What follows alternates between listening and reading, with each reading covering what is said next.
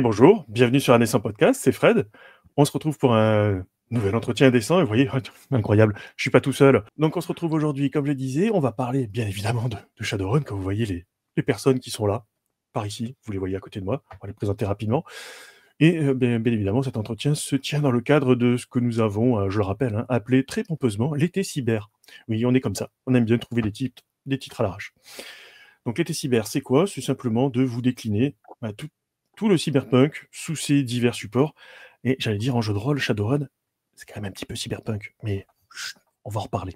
Ça tombe bien, puisqu'en ce moment, il y a une précommande sur le Kickstarter, en collaboration entre Black Book Edition et Catalyst Game Labs, donc l'éditeur américain du jeu, de Shadowrun 6e et Anarchy.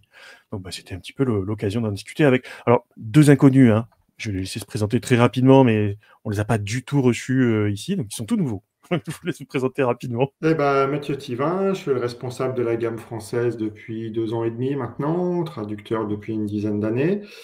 Et j'avais beaucoup travaillé sur la première édition de Shadowrun Anarchy et je suis le lead designer, on va dire, sur cette deuxième édition. Alors, Romain Polis, connu sous le nom de Bellaran. Donc, alors déjà 2 ans et demi, Mathieu. Fuck. Temps Ça passe vite. vite. Oui.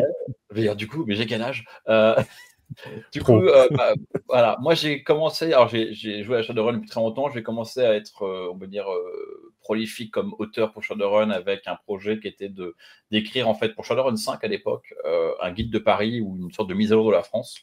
Qui était au tout début, ça devait être 2 pages en Casus Belli, ça a fini en 60 pages dans un supplément à part pour Shadowrun 6. Mais voilà, et donc depuis, je contribue beaucoup à la gamme. J'ai aussi assemblé, monté la communauté On peut porter V2 qui s'est montée un peu toute seule. Enfin, moi, j'ai donné le point de départ, mais après, les gens se sont pris assez vite. D'ailleurs, je suis plus président de l'association Ombre Bordée depuis la première année. Voilà. Et cette association a notamment fait beaucoup de traductions pour Shadowrun. On a traduit des vieux suppléments de Shadowrun, des précédentes éditions pour la nouvelle édition, qu'on a adapté à la nouvelle édition et à Anarchy. Il y en a une quinzaine maintenant qui sont en ligne sur le Black Book.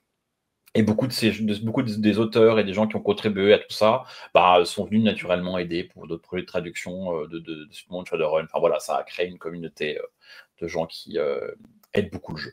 Voilà, je crois que c'est pas tout ce que... on va dire que ça suffit. Bah oui, mais c'est vrai, comme on disait, Shadowrun, bon, c'est un jeu qu'on n'apprécie pas du tout sur cette chaîne, vous le savez désormais. Donc on met régulièrement les liens vers le wiki, vers Ombre Portée, et vers effectivement, donc vous verrez passer les différents suppléments qui ont été traduits par Ombre Portée, donc en PDF, sur le site disponible sur le site de Black Book. Donc comme je disais, comme on parle un petit peu cyberpunk cet été, qui va jusqu'au 20 septembre, on vous le rappelle. C'était l'occasion de parler de Shadowrun un petit peu plus en détail. Alors, on va pas refaire un historique complet de toutes les gammes, de tous les suppléments. C'est pas du tout le but de l'émission ce soir. Il y a une précommande, donc on va un petit peu en parler. Mais surtout, c'était l'occasion de discuter avec vous deux de l'histoire de Shadowrun. Alors, pas de l'histoire des métaplots, de l'histoire éditoriale, comment Shadowrun est apparu, comment les différentes éditions se sont succédées, comment c'est arrivé en France, enfin voilà, tout un tas de choses qui vont permettre d'expliciter en quoi Shadowrun est réellement un des meilleurs jeux cyberpunk du moment, voire depuis très longtemps. Donc voilà, ce sera l'occasion. Je suis pas du tout objectif, cette émission est totalement sous le signe de la subjectivité. Donc voilà, Moi, je passez peux ma trouver touche. très objectif. Oui, je suppose, oui, tout à fait. Je trouve factuel, moi, en fait. Très factuel. Donc du coup, on va commencer très gentiment par notre première partie de cette émission, à savoir la genèse de Shadowrun. Alors, qui veut commencer? Savoir comment c'est apparu. Donc je sais que c'est en 89, ça voilà, c'est à peu près le seul truc que je sais. Donc je compte sur vous pour éclairer la Alors, lanterne. on a parlé avec Mathieu en off parce que comme on n'était pas là à l'époque, en tout cas dans la partie éditoriale, ce qu'on va pouvoir dire, ça sera surtout la légende. Bah Moi, oui. j'ai retenu 2 éléments de la légende. Je pense que Mathieu n'a pas beaucoup plus. La première légende, c'est que l'histoire raconte que, grosso modo, les auteurs de Shadowrun première édition voulaient faire un jeu cyberpunk. Ils ne voulaient pas faire un jeu de magie avec des elfes et des trolls bizarres, ils voulaient faire un jeu cyberpunk. Ils avaient quand même un truc pour eux qui était un peu original par rapport, je pense, à d'autres options. Alors, je ne sais pas s'ils ont choisi ça avant ou après le basculement vers la magie. Mais en gros, ils voulaient aussi un cadre qui soit à la fois très cyberpunk, grosse métropole, machin, mais aussi près de la nature. Ils voulaient qu'il y ait un truc, et c'est pour ça qu'ils ont choisi Seattle comme point de départ, pour avoir en fait autour. Alors, si vous êtes vraiment nul en géographie, il faut savoir que Seattle, qui est sur le nord-ouest américain, c'est vraiment presque c'est pas une enclave, mais c'est entouré de grande nature que vous connaissez par cœur parce que c'est généralement vers Vancouver que tout a été filmé dans les séries américaines. Si vous avez regardé X-Files, saison 1 à 5, Voilà. Si vous voulez savoir ce que c'est que la nature autour de Seattle, vous regardez les épisodes d'X-Files où ils sont dans la forêt, il y en a étrangement plein, ou alors Stargate aussi. Tout ça, c'est dès qu'ils sont sur une planète qui ressemble, il y a de la forêt canadienne, en fait, c'est le Canada, étrangement. Et donc voilà, donc ils avaient ça comme but, mais bon, grosso modo, je crois que Cyberpunk arrive, donc, mais vraiment 3-4 mois avant, 6 mois avant la suite Shadowrun, donc là ils sont bien embêtés parce que Shadowrun ça va être pareil que Cyberpunk. Et oui. Comme c'est quand même des Américains, ils réfléchissent à base de. Ils se disent pas, bah non, mais notre jeu sera mieux, donc on va quand même le sortir. Ce n'est pas du tout une critique envers les 450 personnes qui sortent des copies de Cthulhu en ce moment. Mais voilà, ils sont pas dit, ouais, mon système va être mieux que l'autre, ou ma manière de jouer va être différente. Ils se sont dit, ah non, il nous faut un différenciateur. Et donc là, ils ont eu l'idée brillante de dire, en fait, on va mélanger avec de la fantasy, donc on va mettre des orques et des trolls, et on va mettre de la magie. Les dragons. Et des dragons, ça marche toujours, les dragons. Dragon, ça marche toujours en plus, avec ce fameux slogan qui vient avec Shadowrun, qui est de ne jamais faire confiance au dragon. Never trust a dragon. Ouais, Never trust a dragon, ouais, voilà. Et donc, du coup, c'est comme ça que Shadowrun, c'est vraiment la légende de Shadowrun. Après, je sais pas à quel point elle est vraie ou pas, à quel point ils l'ont un peu exagéré, ou c'était vraiment merde, on est en panique, on va tout réécrire vite fait en mettant des dragons et des elfes. Mais voilà, c'est la légende pour l'édition 1. Ouais, effectivement, hein, c'est un peu ce que j'avais entendu aussi en regardant quelques émissions pour préparer celle-ci, puis en lisant pas mal de sources, qu'effectivement, ils escomptaient avoir la licence Cyberpunk, qui était l'adaptation de Neuromancer, principalement, les romans cyberpunk de William Gibson, Bruce Sterling, etc. Sans payer William Gibson, sans payer genre. Bien évidemment, puisque sinon ça se rappelait Neuromancer RPG. Voilà. Ouais. Mais c'est vrai que j'avais entendu ça aussi, ouais. Enfin, entendu et lu. Puisqu'on mentionne Gibson déteste Shadowrun. Il a dit que pour lui, des elfes et des trolls n'avaient pas sa place dans l'univers cyberpunk. Après, je pense qu'il en a fait une boutade plus qu'autre chose, mais bon. Oui, surtout que lui, il s'est aussi détaché du cyberpunk pour y revenir plus tard, etc. Donc, moi, ça m'a toujours fait. Je trouve ça glaçant qu'il ait arrêté de faire des cyberpunk parce qu'en fait, tu te rends compte qu'il a plus besoin des cyberpunk pour pouvoir écrire des choses, ce qui n'est pas très rassurant. Le monde va pas dans la bonne direction. Mais bon, fin de la parenthèse. Oui. Mais bon, ça, on en rediscutera. Enfin, vous aurez l'émission Cyberpunk et littérature pour mieux comprendre ce mouvement qui est vraiment à part et qui génère régulièrement ce qu'on appelle le post-cyberpunk, de façon pompeuse aussi, parce qu'il faut bien donner des qualificatifs. Donc voilà, c'est un mouvement qui revient de façon récurrente, tout simplement avec les mises à jour technologiques. Parce que c'est vrai que le Shadowrun du début, on en reparlera, c'est tout le câblage, les cassettes, etc. Donc Wi-Fi, tout ça, ça n'existait pas encore à cette époque-là, ce qui est bien normal. Donc est-ce qu'il y a encore autre chose à dire sur la genèse de Cyberpunk? Donc l'éditeur d'origine, c'est, alors moi je dis FASA, mais je sais pas comment ça se prononce. Je crois que c'est FASA Corporation, le nom de la. Ils sont encore en vie, ils font encore des choses, FASA, et ils ont juste lâché Shadowrun. T'en sais plus, Mathieu, il n'y avait rien avant FASA, on est d'accord, c'est FASA qui a commencé. Non, c'est FASA qui a démarré, ouais. Alors, FASA, je sais pas. C'est eux qui ont démarré. Et FASA, ils avaient Shadowrun et Hearthstone à l'époque, avec le lien entre les deux. Le lien qui, quand l'IP Shadowrun a plus été propriétaire de même éditeur que Hearthstone, a été coupé. Et c'est pour ça que maintenant, on parle beaucoup moins de ce lien. Et quand on fait référence, on peut uniquement utiliser ce qui avait été mis dans le lore de Shadowrun avant le split des IP. Alors, pour déchiffrer juste, parce que peut-être qu'il y a des gens qui connaissent à peine Shadowrun et encore moins Hearthstone, pour ceux qui ne savent pas, il y a un rôle qui s'appelle Hearthstone, qui est un rôle de médias fantastique, qui était situé dans le passé de Shadowrun. Et qui est donc dans un passé très très lointain de Shadowrun, et donc il y avait pas mal de clins d'œil entre il y a Dragon de l'époque, il n'y avait pas les mêmes noms, qui s'aimaient pas à l'époque, qui se réaiment pas dans Shadowrun. Il y avait un projet un peu compliqué de métaplot un peu croisé, où tu pouvais aller chercher des réponses à des questions dans les suppléments qui allaient bien. Les abominations. Les abominations. On verra. Alors c'est les horreurs quand tu parles, je crois, et qui sont devenues maintenant les terreurs dans Shadowrun. On pourra en reparler plus tard. Mais ce que je veux dire, c'est que du coup, effectivement, pour des raisons que je ne sais pas très bien, que j'ignore la logique, mais en gros, FASA a dit le jeu de rôle c'est mort et le jeu vidéo c'est l'avenir. Ils ont vendu Shadowrun, mais pas Hearthstone. Et donc, ils ont gardé Hearthstone, je crois que c'est encore eux qui ont Hearthstone. Et après, c'est le jeu vidéo. Ils ne l'ont pas vendu ou ils ont fini par le racheter? Ou un truc dans le genre, ouais. Enfin, il y a eu un truc comme ça, ou alors ils ont récupéré, peut-être qu'ils ont prêté Hearthstone, qu'ils ont récupéré, puis du coup, bref. En gros, un micmac compliqué, ce qui fait que il y a ce truc-là. Il y a aussi, je crois, quelqu'un a fait un Shadowrun steampunk qui n'est pas pareil, comme il n'est pas top, il n'est pas FASA, il n'est pas intégré au truc, mais il y a une sorte de version steampunk de Shadowrun. Il n'est pas FASA, t'es sûr? Peut-être qu'il n'est pas, justement. Ouais, peut-être. il nous manque un Québécois, il nous manque André, parce qu'il l'a acheté, il connaît bien. Mais voilà, donc bon, c'est juste voilà pour terminer sur enfin, c'est vrai que c'est important d'en parler pendant la genèse, parce que c'est vrai que dans les premières éditions de Shadowrun, ça a beaucoup compté le lien avec Hearthstone. Voilà. Oui, bah, j'allais dire la campagne Harlequin. Hein. C'est ça. Pour ne citer qu'elle. Voilà, juste ça, tranquille. Alors, pareil, un Harlequin est un personnage qui donc existe dans les deux univers. Un elfe fort sympathique. N'est-ce pas donc ça, pour la genèse, donc on rappelle brièvement ce que c'est Shadowrun. Donc c'est un jeu de rôle qui mélange le cyberpunk, tel qu'on peut le connaître dans la littérature, et les films qui ont commencé à arriver, puisqu'en 89, il commençait déjà à y avoir quelques films, alors pas tous d'excellente qualité, mais en tout cas, ça commençait à arriver. Et des séries télé, faut pas oublier, mais il y avait Max et Drum à l'époque, qui était quand même pas Max et Drum, ouais. Tout à fait. Tech War, qui était pas génial du tout, mais qui était quand même voilà, pour ceux qui ont vu Tech War, voilà. Merci Bill Shatner. Très bien pour dormir Tech War. Moi, je me suis endormi pendant 1 an en regardant Tech War. Ça m'a pris 1 an à regarder la série, parce que je m'endormais au bout de 10 minutes. Mais donc, oui, voilà, à l'époque, il y avait déjà... Quelle abnégation. Il y avait déjà une émulation sur le cyberpunk. Donc voilà, donc ça mélange vraiment tout ce qui est typé cyberpunk, à savoir l'effacement des États au profit de très grandes multinationales qui créent leur propre loi, qui réasservissent en fait les humains, pour faire simple. Et dedans, on a ce côté punk vraiment très important de gens qui essaient de lutter contre ce système à leur mesure, tout en ayant ce côté un peu nihiliste du punk quand même. Donc voilà, cyberpunk de ce côté-là, on retrouve tous ces marqueurs dans Shadowrun, clairement. Et comme tu disais, il y a ce rapport à la nature qui vient de la magie qui est revenue dans le monde et qui a recréé les elfes, les nains, les orques et les trolls. C'est arrivé plus tard, avec les ogres. La goblinisation, je crois, c'est ça? Ouais. Oui. Bon, on va pas rentrer dans ces détails. Oui. Grosso modo, ça arrivé en même temps.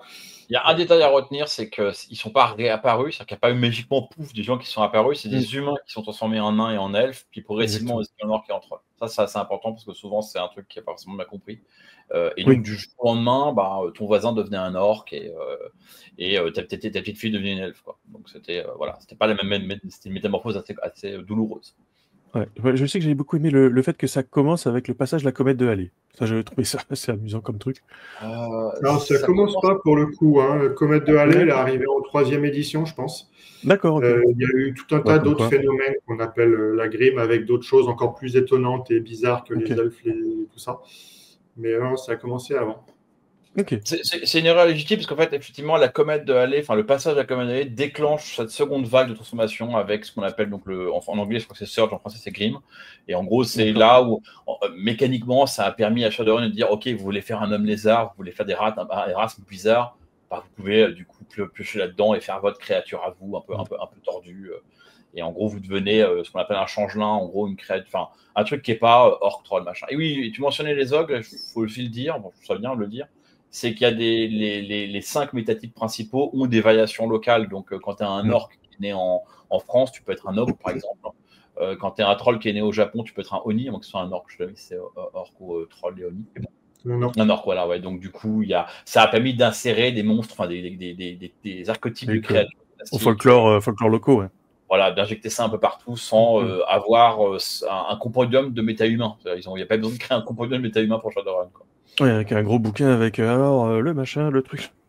Voilà, exactement. Ça va permettre de dire, OK, en gros, tu fais un ogre, ça ressemble à un orc, mais ça a plus 1 en constitution et moins 1 en force, tu vois. Et on passe à autre chose. Alors, moi, ce que je trouvais intéressant aussi dès le début, c'est cette opposition entre technologie et nature avec la magie. Puisque si tu commences à t'équiper de trop d'équipements technologiques, tu coupes ton lien avec la magie. Et vice-versa, quoi. Donc ça, j'avais trouvé ça assez intéressant, justement, cette opposition-là. Qui ramène aussi un petit côté... ça ramène un côté de tension supplémentaire dans les conflits avec les mégacorpos et autres, quoi. Donc, j'avais trouvé ça assez intéressant. Donc ouais, le jeu apparaît donc fin des années 80, ce qui me semble à peu près logique, puisque le mouvement cyberpunk, c'est 84, 87, 88. Ça s'éteint progressivement dans les années 90. Je parle pour la littérature, bien évidemment. Donc c'est vrai que Shadowrun s'inscrit vraiment pleinement dans ce mouvement-là, avec ce côté magie, comme on disait. Donc ça, c'est pour la genèse. Donc c'est apparu donc aux États-Unis. Écoute, on va commencer la partie éditoriale, notre deuxième partie de cette émission. Donc effectivement, ce qu'on disait, c'est que ça apparu aux États-Unis, donc chez Phaza Games, qui maintenant fait pas mal de jeux vidéo.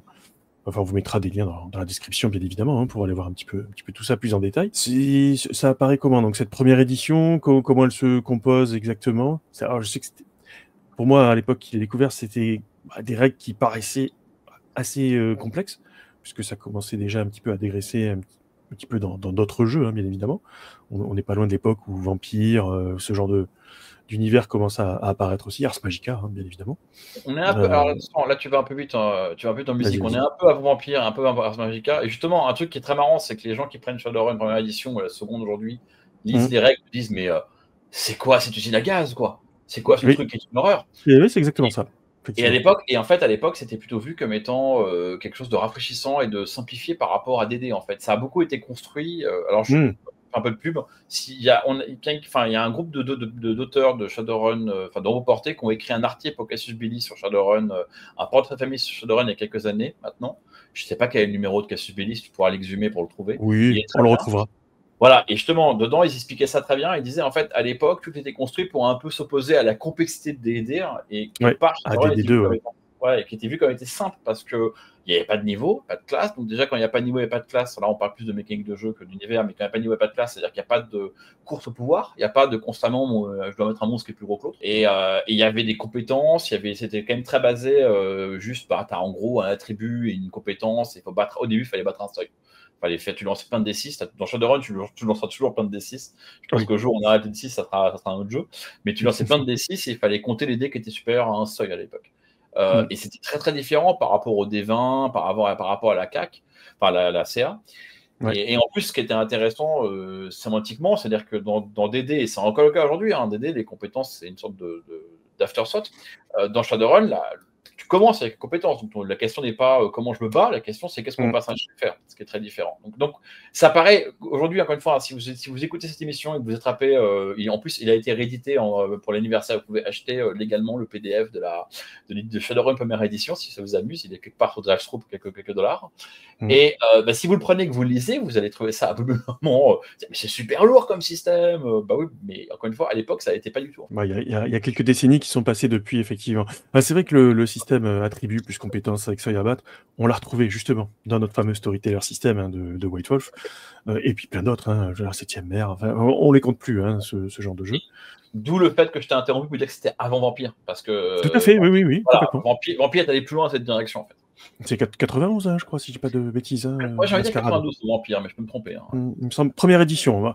On retrouvera les correctifs et vous les trouverez dans la vidéo, bien évidemment. Comme ça, on corrige les bêtises qu'on peut éventuellement dire. Mais a priori, on ne dit que des choses intéressantes. Donc cette première édition 89, il faut combien de temps pour qu'elle arrive en France à peu près?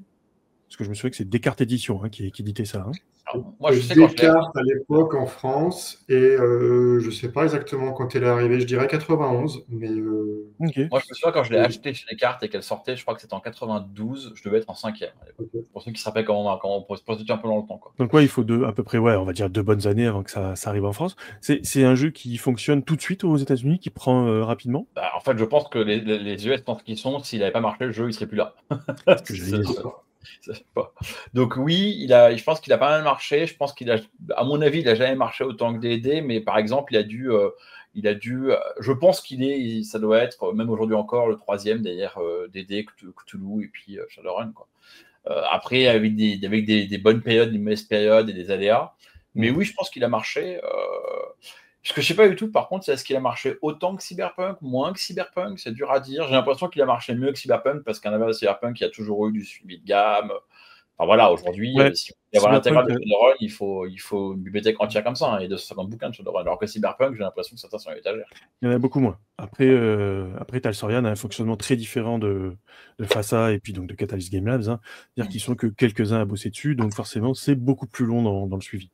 Ça, c'est une certitude. Je pense que Shadowrun, tu as à la fois un suivi très conséquent en termes de nombre d'ouvrages par an, et il n'y a pas de pause. Alors que, sauf erreur de ma part, Cyberpunk, il y a quand même eu des grandes périodes où il n'y avait pas de jeu de rôle Cyberpunk.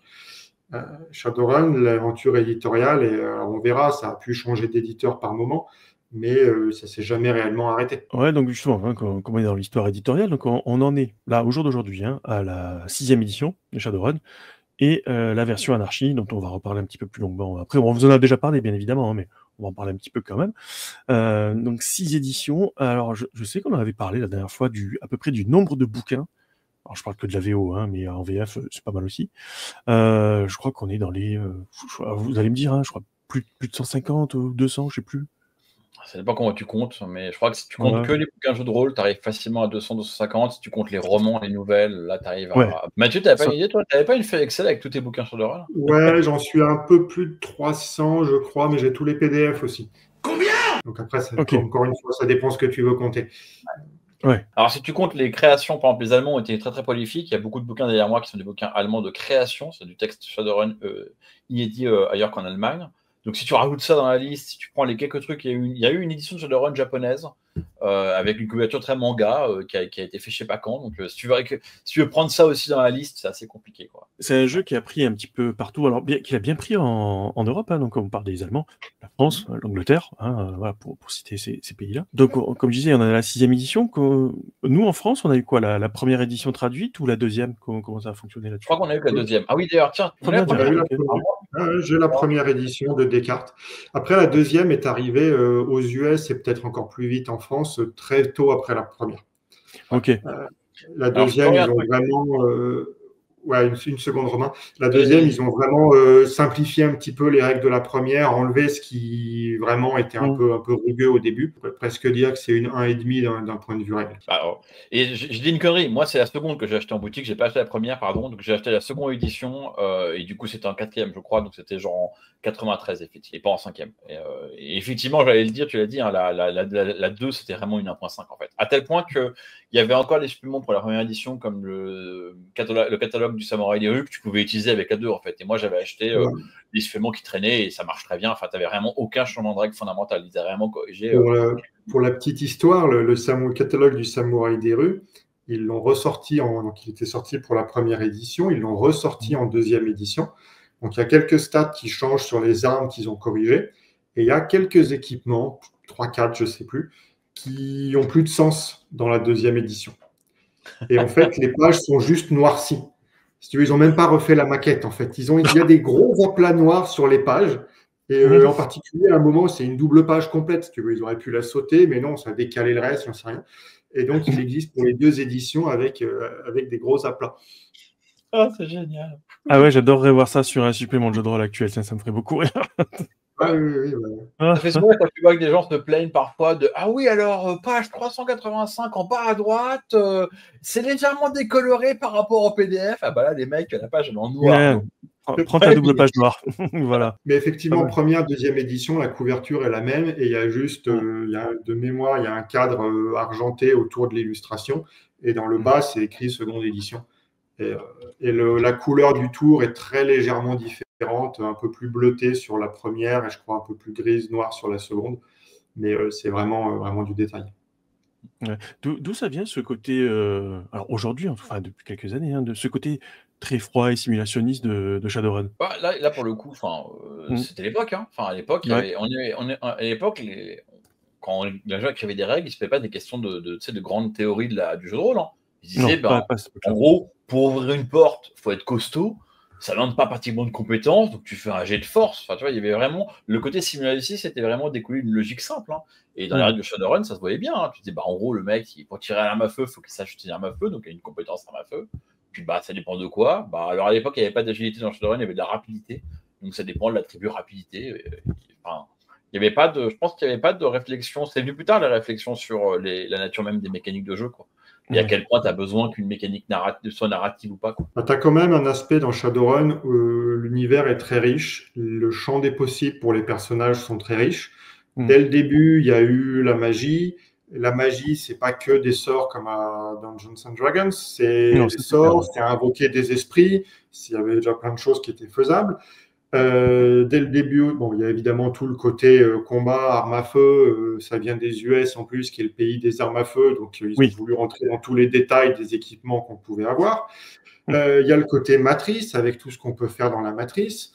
Le côté rigging, donc gestion des véhicules, qui est arrivé aussi dès la première édition. Et donc, pour pouvoir faire toutes ces choses-là, forcément, il faut plein de règles. Et c'est ce qu'on verra quand on va parler d'Anarchy V2. Anarchy V2, ça va être un système qui est très grandement simplifié. C'est pas non plus un système qui tient sur une page écrit en gros, quoi. Parce qu'il y a trop de choses à gérer. Donc, je pense que c'était aussi une des aspects pourquoi les règles étaient comme ça. Et avec le temps, les joueurs de Shadowrun ont aimé aussi, en tout cas, la base des joueurs de Shadowrun ont aimé customiser leur personnage, rentrer dans tous les détails, beaucoup de character design qui poussent aussi à tout ce niveau de détail. Romain, tu veux intervenir? C'est un classique du jeu de rôle. De customiser un personnage, c'est un peu un classique. Ouais. Tu dis plein de trucs cool, donc j'ai plein de trucs à remettre en plus des trucs cool que tu dis. Le premier truc que je voulais dire, tu parlais des équipements et du côté gear porn de Shadowrun. Je sais plus quel freelanceur m'a dit, enfin quel auteur d'américain m'a dit qu'en fait, dans les auteurs d'origine de Shadowrun, il y avait beaucoup d'anciens militaires. Donc des mecs qui aimaient beaucoup les flingues, qui savaient vraiment comment ça marchait et tout. Déjà qu'ils les aiment beaucoup là-bas. Aux US, ils aiment. En fait, aux US, les flingues sont beaucoup plus flexibles que ce qu'on a nous, donc ils ont un rapport très différent à l'arme à feu. Souvent, ils font ça le week-end de la famille, ils vont tirer des canettes, quoi, ce qui n'est pas moins le cas en Europe. Mais ouais, donc on va y aller ça. Le second truc, tu parlais de la magie en disant au début de la magie. Attention, au début de la première édition, tu avais deux magies. Tu avais les chamans et tu avais les mages qui avaient quasiment des systèmes séparés. Ils n'avaient pas les mêmes esprits. D'ailleurs, à gauche, c'était des esprits, à droite, c'était des élémentaires. Enfin, il faut dire que le niveau de granularité a un petit peu disparu. Il a été un peu unifié, mais il y avait un réel goût du détail. Et on parlait du character design, c'est vraiment le truc le plus cool de Shadowrun, c'est que, à l'inverse de souvent pour ceux qui jouent beaucoup à DD, on est un peu obligé de tricher avec le multiclassage. Ah, mon personnage, c'est un guerrier, mais je voudrais quand même qu'il sache faire le truc, donc il va venir un peu roublard. Et puis, j'aimerais bien qu'il puisse aller dans la forêt, donc il aura un niveau de rôdeur. Et t'es comme ça obligé de créer des trucs amorphiques pour faire des choses qui sont finalement assez logique. Dans Shadowrun, tu veux faire un mage qui est aussi d'équerre, tu fais un mage qui est aussi d'équerre. Il ne sera pas très bon d'équerre ou il ne sera pas très bon mage parce que tu as des équipes de jeu, mais le mage peut acheter un cyberdeck, se mettre des trolls et aller dans la matrice s'il a envie. Tu veux faire un d'équerre qui est aussi un super bon flingueur, tu peux faire un d'équerre qui est un super bon flingueur. Tu n'es pas du tout confiné par les classes. Et évidemment, comme tu peux prendre un peu tout par-ci par-là, ça fait voilà, comme disait Mathieu, la mécanique, pour pouvoir permettre ce potentiel, la mécanique était aussi très très riche. Il y avait des équipements, des machins. On reviendra quand on parlera d'anarchie, comment ça s'est un petit peu tout a été transformé de manière plus centralisée. Mais c'est vrai que la première édition de Shadowrun, tu avais attributs, compétences, magie ou pas magie, après liste de sorts quand tu étais magicien, liste d'augmentation quand tu n'étais pas magicien, est-ce que tu ferais cyberarme machin, catalogue de flingues, et puis catalogue d'équipement en plus du flingue. Alors j'ai un truc pour forcer les serrures, mon personnage a un kit un medikit, etc. Donc tu pouvais vraiment, mais tu peux encore créer des personnages très très loufoques. Dans Anarchiste, on sait un peu, donc l'Anarchiste qui est un supplément pour Anarchy V1, qui est ce qu'on a, qui est spécifique, qui est inédit,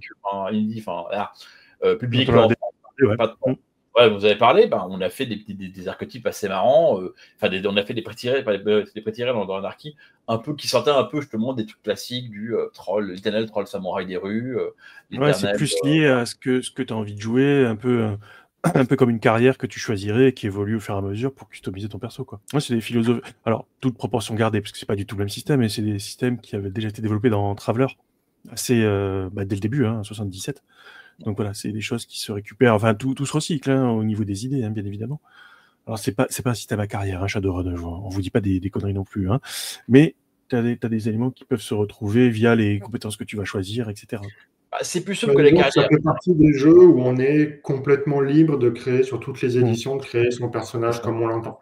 On n'a pas de cadre, que ce soit carrière, classe ou quoi que ce soit, qui va venir limiter ce qu'on a envie de faire. Le pendant étant, et ça c'est un des problèmes, mais qu'effectivement on peut aussi créer des trucs super nuls, des persos qui sont tous sauf des Shadowrunners, et qu'on peut se retrouver beaucoup plus facilement qu'à Donge, dès la création, avec des persos qui vont être certains très optimisés et beaucoup plus puissants que d'autres qui ont été faits au feeling par des gens qui ne sont pas des gros fans des règles et qui ont, j'ai pas envie de dire raté des choses, mais qui n'ont pas du tout optimisé leur personnage.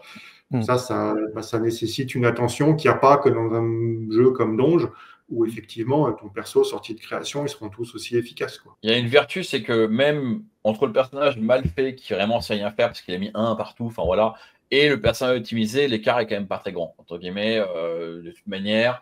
Face aux menaces que tu as affaire à des corporations qui sont beaucoup plus fortes que toi, tu as affaire à des créatures très puissantes, donc en fait, c'est sûr que le personnage il va être frustré. Par contre, oui, le système, tu vas pas créer d'un côté une masse incroyable et de l'autre un mec au point naze. Ça va être très dur.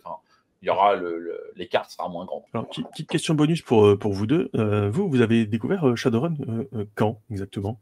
À quelle édition? Bon, tu m'as dit déjà V1, V2 pour toi Romain? Moi, j'étais sur la V2 aussi, j'étais Mmh. probablement en seconde. Ouais. En France, il y avait eu beaucoup de suppléments, parce que je me souviens que Descartes en sortait quelques-uns. Il y avait des hors-séries du Descartes Magazine, d'ailleurs, je me souviens là-dessus. Beaucoup de suppléments création française, tu veux dire? De suppléments tout Ou court, en traduction. je sais pas te dire. Honnêtement, Ouais. un Ah certain bah, nombre. J'en montre quelques-uns. Alors, je n'arrive pas à monter le logo de Descartes, mais vous le voyez bien. Hop, oui, tout à fait, ouais.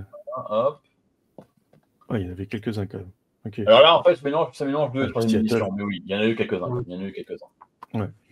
Donc le fameux Année la comète qui m'a qui m'a induit en erreur, Oui. autant pour moi. Et là, on est sur Shadowrun 3 déjà. Ouais.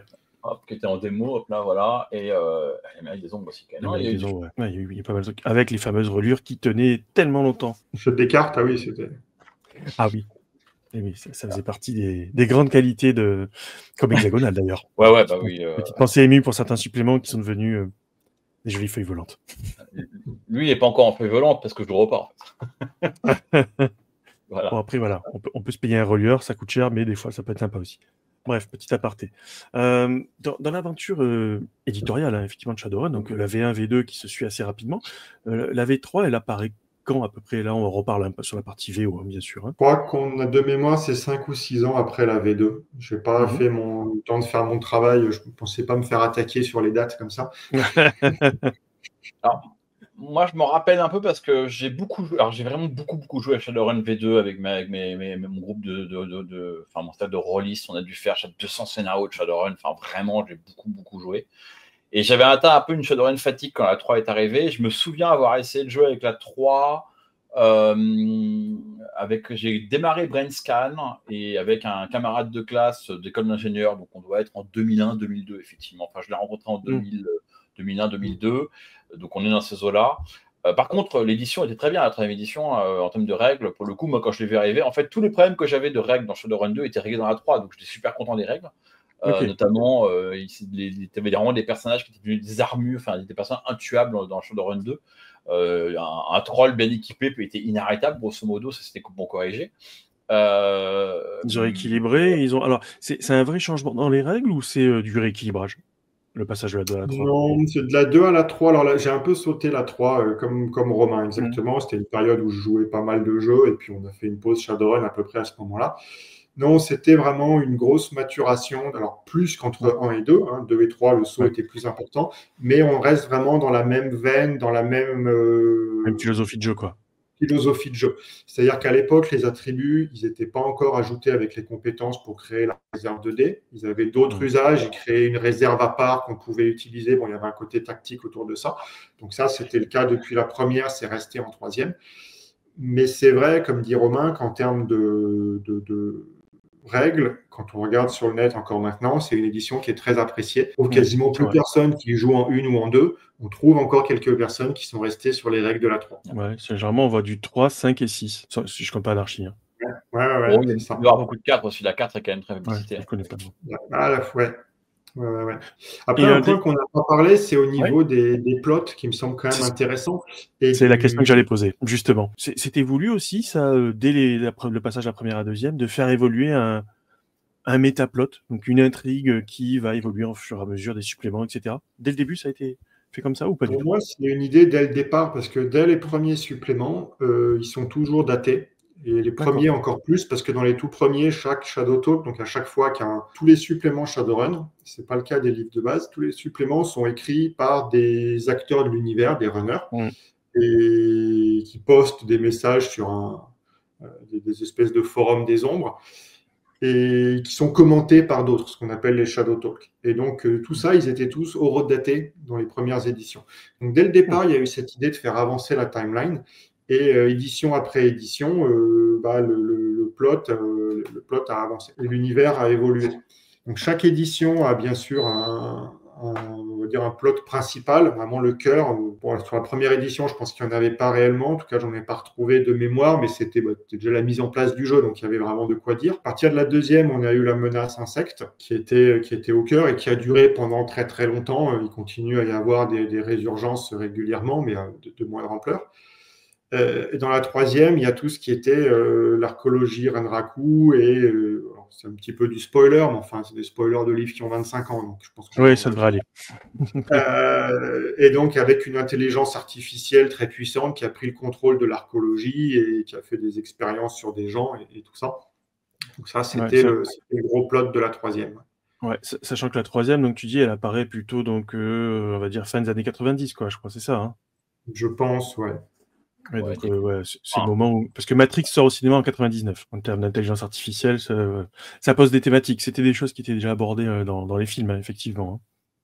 C'était une évolution assez logique, hein, Ouais. Alors par contre, il y a un truc qu'on peut mentionner du point de vue plot par rapport à ça, à ce moment-là, c'est que c'est pas on l'oublie, hein, l'intrigue de Shadowrun 3 n'est pas que enfin, la fin Shadowrun 2, début Shadowrun 3 n'est pas que, Deus et l'archéologie, c'est aussi l'arrivée de ce qu'on a appelé des otaku à l'époque, qui vont devenir ensuite des technomanciens et qui vont devenir un peu le 5e archétype classique de Shadowrun. On a évoqué, par la bande, on a évoqué le samouraï des rues, donc le mec qui se bastonne, enfin le personnage combattant, hein, de Shadowrun, le Decker, qui est donc le pirate informatique, le magicien, le chaman, enfin le mec qui balance des sorts avec un vol des esprits, et enfin Le Rigger. on a évoqué le Rigger. Alors le Rigger ou l'interfacé pour les vieilles éditions, mais en gros celui qui manipule les drones. Alors on oublie souvent, donc en fait le 5e c'est un personnage qui a été introduit, je crois, dès la 3 ou la 4, qui est ce qu'on appelle The Face en anglais. Alors pour les fans de l'agence touriste, vous saurez qui c'est, puisque c'est comment il s'appelle Face en français? Il s'appelle Futé en français dans l'agence touriste. Oui, Futé. Et il s'appelle Face en anglais. Il s'appelle Face en anglais. Et en gros, c'est le rôle du mec qui négocie, bullshit, se déguise, voilà. Et avec est arrivé donc avec Shadowrun, fin de Shadowrun 2, début Shadowrun 3, les otaku qui sont en fait des espèces de gens qui ont nativement accès à la matrice. Et en fait, grosso modo, mécaniquement, en termes de jeu, c'est des magiciens de la matrice. À tel point d'ailleurs que les règles qu'on donne aux technomanciens aujourd'hui sont très, très similaires et dérivatives de celles de la magie. Mais en gros, voilà, des personnages qui ont un accès intuitif qui sont nés avec la matrice dans le sang, quoi. Sachant que même philosophiquement, en plus, enfin, je veux dire, c'est assez extraordinaire à étudier et puis à jouer, hein, parce que ça pose plein de questions sur l'âme, sur ce genre de choses, parce que qu'est-ce que du coup la matrice? Est-ce que c'est un autre métaplan? Est-ce que voilà, ça pose plein de questions que je trouvais super intéressantes, hein, dans l'arrivée de ces personnages-là. On discutera sur les éditions 5 et 6, ouais. 5 surtout. Non, je vais dire un truc, parce que plutôt on parlait de vampires qui a beaucoup amené de mécaniques de jeu, de roleplay, genre un peu l'humanité, les points d'humanité de vampires. À l'origine, c'est effectivement ça. Shadowrun est un précurseur, parce que l'essence, qui est donc l'essence humaine que tu perds quand tu te cybernétises, c'est déjà un peu ça, hein. Tu as déjà un peu cette notion-là qui arrive. Et pareil, les technomanciens et les otaku, s'ils sacrifient leur corps, ils perdent aussi leur accès à la matrice. Donc il y a aussi une relation très forte entre la nature de leur pouvoir, entre guillemets, et leur humanité. Petit aparté très rapide, je vous rappellerai quand même, alors pour les références littéraires, puisque je dis, il y aura une émission sur littérature et cyberpunk, là où ce mouvement-là est né. Le personnage du Rigger est un dérivé de Cowboy, le héros de Câblé de Walter John Williams. C'est déjà une espèce d'anti-héros qui est interfacé à sa voiture. Donc le Rigger, c'est typiquement Cowboy. Voilà, pour ceux qui cherchaient la référence, on vous mettra tout ça dans la description YouTube. Donc on revient à Shadowrun, donc ce passage à 3. Alors un des défauts qu'on peut reprocher à Shadowrun, de ce que j'ai pu lire, hein, ça correspond aussi au passage édition, c'est effectivement tous ces métaplots, subplots, etc., donc sous-intrigues, intrigues principales et autres. Il y en a certains qui n'ont toujours pas de réponse, ou qui n'auront jamais de réponse. Est-ce que ça, c'est apparu aussi pareil assez rapidement, ou, au fur et à mesure de l'évolution, ou c'est des choix éditoriaux à des moments donnés pour dire « Ouais, non, ça vaut pas le coup, on passe à autre chose ». Enfin, je pense qu'il y a plein de choses derrière ça, en fait. Alors déjà, on va faire un parallèle par rapport à autre chose. C'est les fans de Marvel, les fans qui ont lu des comics de Marvel dans les années 90, sont très usités du fait que en fait, là, il y avait toute une intrigue qui avait été démarrée pendant 5 épisodes, l'auteur change, on n'en parle plus. Le personnage qui avait disparu revient avec 0 explication. Je me souviens notamment d'un métaplot de Excalibur, où il y avait un personnage qui s'était fait tuer de manière inexplicable. Tu sais, genre, ah oui, en fait, c'est plus elle, c'est une traîtresse. Ça n'a jamais été expliqué dans aucun des 24 tomes qu'on suivi. Donc ouais, il y a un peu de ça dans Shadowrun à base d'arrivée d'auteur, départ d'auteur. Je pense que il y avait une structuration très forte des plots à l'époque de Phasa, Hearthstone, machin. Avec la vente de Shadowrun, l'arrivée de l'édition 3, le passage par Wizkid, ça s'est un petit peu plus étiolé. il y a aussi un phénomène d'éclatement, et ça c'est plutôt chouette, d'éclatement de la narration à base de les Allemands ont commencé à faire leur truc, il y a eu des suppléments faits par les Anglais sur l'Angleterre. La France a essayé de faire quelque chose qui a été le premier supplément en France qui n'est pas canonisé pour de longues raisons qu'on va peut-être pas évoquer aujourd'hui, enfin, c'est moi qui ai envie qu'on en parle. Et donc, du coup, forcément, si vous vous intéressez au lore allemand, que je vais pointer du doigt ici, il y a plein de sous-plots qui se passent dans le lore allemand, qui a des échos, qui trouvent écho dans la gamme anglaise. Notamment, un des gros plots allemands des dernières années, ça a été... il y a eu une grosse destruction dans la RMMP, qui est donc la zone urbaine autour du QG de Lofir en Allemagne, donc autour de Essen. Et cette destruction, elle est évoquée dans les suppléments qui sont peut-être pas encore parus, mais qui vont paraître bientôt anglais. Donc voilà, donc ça c'est un autre facteur. Il y a effectivement le facteur de, par exemple, celui qui avait lancé des insectes, je crois que c'était dans mes souvenirs, c'était Nigel Findlay. À un moment, il a eu marre des insectes, il est parti faire autre chose, donc il a dit ok, j'arrête les insectes. Un autre auteur a dit mais non, c'est cool les insectes, je vais les reprendre. Enfin donc voilà. Après, est-ce qu'il y a tant de plots qui sont inachevés que ça dans Shadowrun? Je pense pas. En fait, c'est la question. Non, mais quand tu regardes les grands métaplots, genre les insectes, on sait où ils en sont. Les grands métaplots de Shadowrun, ils sont pas abandonnés. C'est plutôt effectivement, il y a des petits recoins obscurs du lore, des trucs qui n'ont jamais été des espèces de grands mystères. Alors pendant très longtemps, par exemple, il y avait le mystère de qui étaient les 12. Alors, on est vraiment dans le lore de Shadowrun profond. Tu as un crack informatique en 29 dans Shadowrun qui est arrêté, qui est combattu par 12 personnes qui font l'équipe, je sais plus comment elle s'appelle. Et alors, donc, régulièrement, on révélait des noms. Tu vois, dans les films, il y avait ah oui, mais machin, en fait, il faisait partie des 12. Et je crois que dans un des derniers suppléments de Shadowrun 5, à l'époque, c'était un freelancer qui s'appelait Opti qui avait fait ça. Il avait en gros lâché les derniers noms pour dire voilà, c'est bon, ça fait 30 ans que c'est un mystère qui a été les 12 mecs. Maintenant, on le sait, passons à autre chose. Par contre, à mon avis, ouais, vas-y. Ouais, je voulais dire, il y a d'autres choses aussi derrière ça. Les gros plots sont en général terminés. Parfois terminés dans plein de suppléments, et ça, c'est une critique que certains font et qui est quelque part fondée, que ça s'étale sur beaucoup de suppléments et que si on n'a pas tout, on a du mal à avoir la fin. Parfois, la fin est noyée un petit peu dans un supplément dont c'est pas le cœur du propos. Donc ça rend un petit peu plus difficile. Malheureusement, c'est d'autant plus vrai quand on est sur des traductions et qu'on n'a pas tous les suppléments traduits. Ça, c'est quelque chose sur lequel on a beaucoup travaillé avec la 6e édition en France. Ah oui. L'autre aspect, c'est je pense qu'il y a une volonté aussi de laisser de la place aux meneurs, de pouvoir dire, voilà, ça volontairement, ça reste ouvert pour que vous puissiez faire ce que vous avez envie de faire là. Et là, j'ai juste une critique à faire personnelle, c'est que je pense qu'on gagnerait à être un peu plus explicite, de dire ça, les gars, on va jamais le finir, c'est vous. Prenez, c'est un espace qu'on vous donne. Allez-y. Je pense que la gamme y gagnerait, mais ça reste pour moi important d'avoir des endroits où les joueurs, les meneurs de jeu peuvent s'emparer d'un truc en sachant qu'ils ne seront pas contredits par le canon plus tard et pour pouvoir s'emparer de ça. Alors, une autre question, toujours dans l'aventure éditoriale, parce que on va faire les passages 3, 4, 5, 6. Est-ce que assez rapidement, il y a eu cette volonté d'être transmédia? Parce qu'il y a eu des jeux vidéo à Shadowrun assez rapidement, les romans, pas mal je sais pas s'il n'y a pas eu des comics d'ailleurs, si je dis pas de bêtises. Ça me dit rien, mais bon, je regarderai. Est-ce que c'est arrivé rapidement ou un petit peu plus tardivement? Je crois que c'est arrivé de manière organique, comme à l'époque. Il y a eu des romans D&D, j'en ai lu une bonne partie malheureusement pour ma propre souffrance interne, qui sont pas généralement écrits non plus. Voilà, et les romans Shadowrun ne sont pas tous généralement écrits. Mal traduits surtout. Alors ça aussi. Alors en plus, il faut savoir que pour ceux qui ont hérité des ouvrages de Fleuve Noir, il faut savoir que Fleuve Noir, quand ça rentrait pas, on coupait du texte. Oui. Donc, il y avait un certain nombre de signes et après il dégageait. Voilà, donc du coup, parfois, il y a des choses, je dis, mais c'est quand même très bizarre comment ça se déroule, voilà. Donc, je vous invite plutôt à acheter les versions anglaises si vous lisez l'anglais, plutôt que récupérer les romans Feuve Noire. Il y en a des très bien, moi j'aime beaucoup ce Nigel Findlay, notamment, entre autres, mais pas que.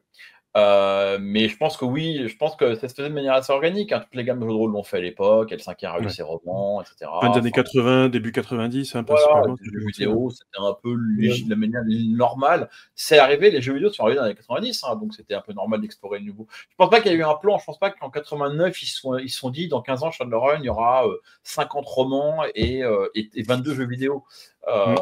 Mais bon, Ça s'est fait de manière assez organique, quoi. Mais les premiers romans sont assez concomitants de la sortie du jeu. Et si on regarde la toute première trilogie, on sent bien qu'elle est là aussi pour présenter le monde. On démarre avec un bonhomme qui a un corpo, qui se fait extraire. Donc, un corpo, malgré tout, c'est un mec qui travaille dans une société, c'est quelque chose que tout le monde s'imagine relativement bien, et qui va se retrouver projeté petit à petit dans les ombres, et qui va découvrir les ombres et permettre au lecteur et aux futurs joueurs de découvrir les ombres par son regard, biais, ouais. voilà, naturellement d'apporter toutes ces explications parce qu'il faut les apporter au personnage et donc on en profite pour les apporter au lecteur. Et donc ça, c'était clairement concomitant. Après, pour le reste, ouais, j'en sais pas plus que Romain. Alors, petit aparté, hein, j'ai une pensée émue pour ceux qui auraient découvert Vampire à l'époque avec la trilogie de la Mort Rouge. Vraiment, j'ai une grosse pensée pour vous. Très ému. Bah, c'est ça, ouais. Et alors, pour le coup, c'est assez marrant parce que c'est une qualité qu'on a perdue dans le jeu de rôle. Et je trouve que je trouve que la trilogie de Shadowrun dont tu parlais, Mathieu, est parfaite pour illustrer le monde. Et maintenant, souvent, tu as des gens qui font des jeux avec un jeu de rôle avec soit une grosse narration, soit un roman. Et le roman n'est pas forcément méga adapté à montrer le jeu. Notamment, je ne vais pas dénoncer le nom, mais il y a un jeu traduit récemment en français où ils ont traduit aussi des nouvelles qui ne sont pas, je pense, les meilleures façons de présenter l'intérêt du jeu. Et je voulais rebondir sur le fait qu'effectivement, je n'y avais pas pensé, parce je ne l'ai pas fait de manière consciente, mais pour Shadowrun 6, on a sorti avec l'écran un scénario d'introduction Shadowrun où justement les personnages commencent dans une corporation pour justement pouvoir présenter tous les thèmes. Ça reprend un peu l'idée effectivement de la trilogie, parce que quand tu commences dans la corporation, en fait, tu travailles pour une boîte, donc ça c'est relativement facile de comprendre, et ça permet de te montrer effectivement ce qu'on va appeler la chute dans les ombres. Le scénario s'appelle La Chute. Et les différents archétypes, je me souviens, c'était vraiment très intéressant comme scénario. Ouais, merci. Je suis content que l'idée ait marché.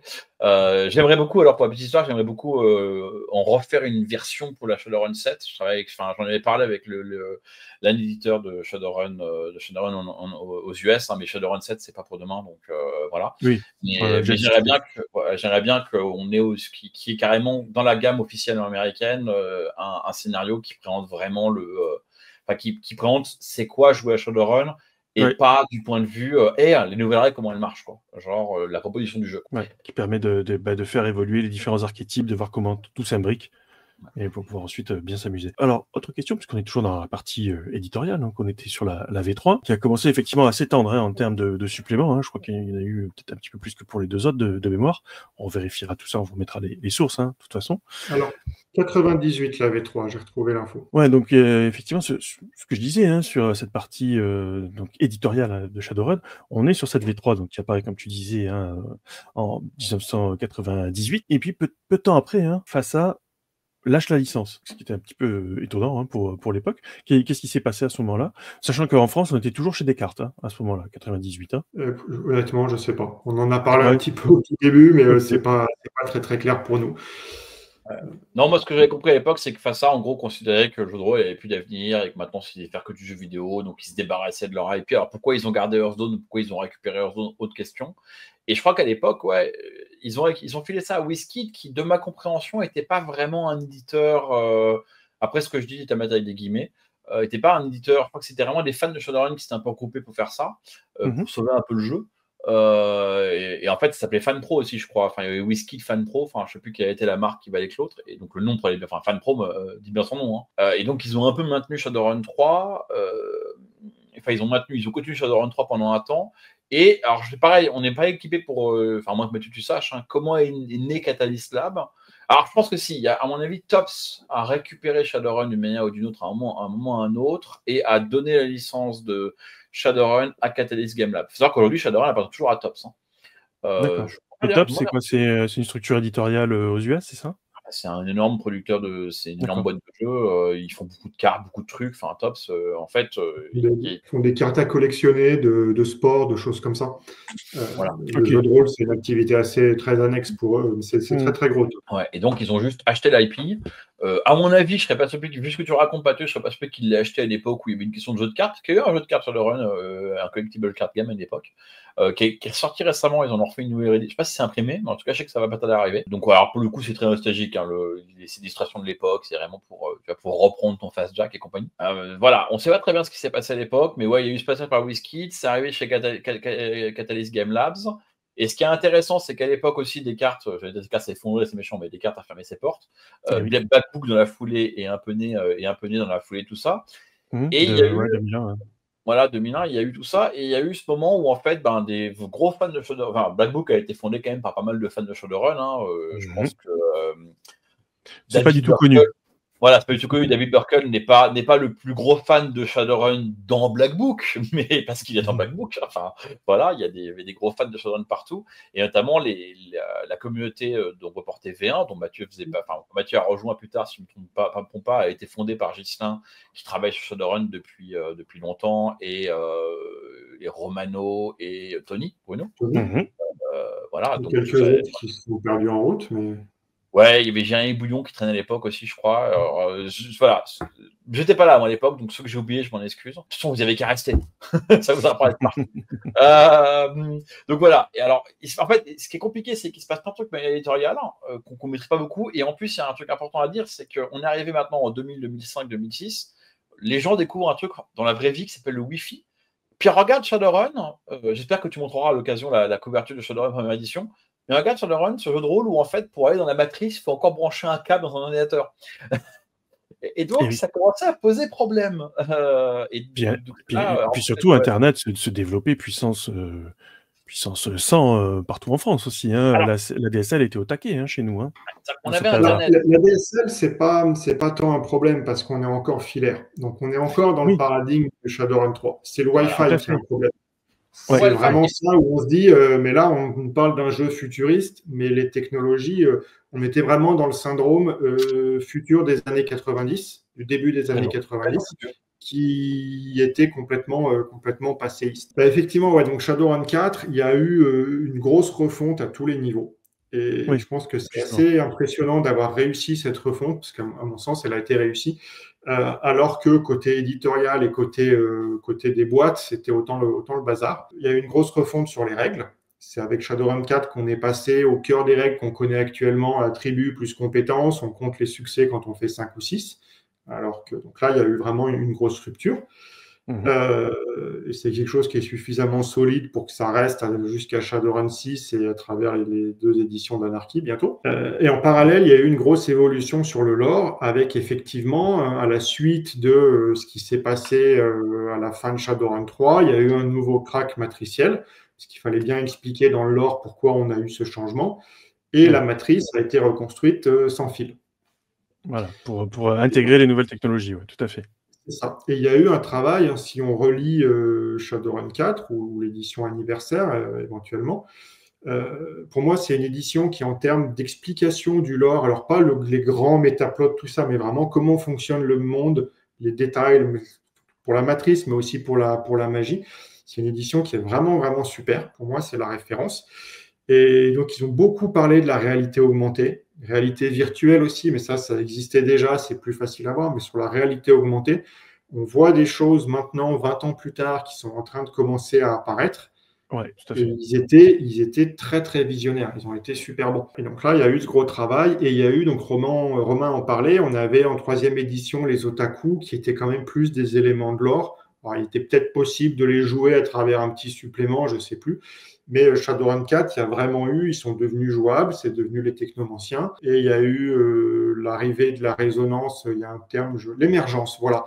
Un peu le pendant de l'éveil, mais pour la résonance. Et donc, tout le début de Shadowrun 4, au moins, en termes de lore, c'était concentré là-dessus, avec une grosse campagne qui s'appelle Émergence. Dont on a encore les conséquences dans les suppléments de la 6, d'ailleurs. Ils en parlent régulièrement. Ouais. J'avais juste une question sur la partie édition. Donc, ce point de bascule entre la 3 et la 4. Est-ce que chez Catalyst Game Labs, on retrouve des anciens de FASA, des anciens développeurs, des choses comme ça, ou c'est vraiment de toutes nouvelles équipes qui se sont montées, à votre connaissance? C'est une phase sombre. Tu es en train de soulever un voile qui dévoile des choses, sombres. Pour ce que j'ai pu en comprendre et en reconstituer, Romain, tu compléteras ou corrigeras, ça a démarré relativement avec les mêmes. Le début de Shadowrun 4, sachant que la première édition Shadowrun 4 aux US, c'était pas encore Catalyst. Ils sont arrivés en cours. Autant en France, Shadowrun 1, 2, 3, c'est Descartes, et à partir de 4, c'est Black Book. Non, là, aux US, les deux changements qui ont amené à ce que ce soit Catalyst ont eu lieu en cours d'édition, en cours de troisième et en cours de quatrième. Un peu plus tard, il y a eu des gros problèmes chez Catalyst. Pas envie de rentrer dans ces détails-là, mais des histoires de malversation et compagnie. Très très peu, voire aucun des freelances de l'époque, en tout cas aucun des freelances majeurs, sont restés dans le bateau après ces problèmes-là. Donc, en cours de quatrième, il y a eu des gros changements dans les équipes. Après, il y en a quelques-uns qui sont revenus. Enfin, l'histoire, en fait, le problème, c'est qu'il y a vraiment un problème de sous, en fait. Il y a vraiment eu de l'histoire, mais je crois que les malversations ou d'argent très mal géré. Et du coup, il y a eu un moment où, en fait, Catalyst a dit, ouais, vous avez écrit pour nous, mais vous ne serez jamais payé, en fait. Et là, effectivement, il y a beaucoup d'auteurs qui... encore une fois, hein, là, ce que je raconte, c'est ce qu'on m'a raconté. On est vraiment, en termes légaux, on est dans le IRC, donc ça n'existe pas. Ça ne rentre pas en cours de justice, comme on dit, en tout cas pas dans la américaine. Mais c'est juste pour voilà, ce qu'on a dit. Et donc, il y a beaucoup d'auteurs qui, à un moment, ont dit, attends, je vais pas payer, je m'en vais. Je prends mes claques, je m'en vais. Et ceux qui sont restés étaient généralement ceux qui étaient... soit les plus motivés, soit les plus amateurs. Il y a pas mal de raisons pour rester malgré tout, quoi. Mais c'est sûr qu'il y en a beaucoup qui sont partis un peu énervés. Parce que bêtement, il a fallu faire une décision. À un moment, il n'y avait plus d'argent. Je pense qu'ils ont essayé de payer autant qu'ils pouvaient les gens qui payaient. À un moment, ils ont dit on a accumulé trop de dettes. Il faut qu'on accepte qu'on ne paiera pas ces factures.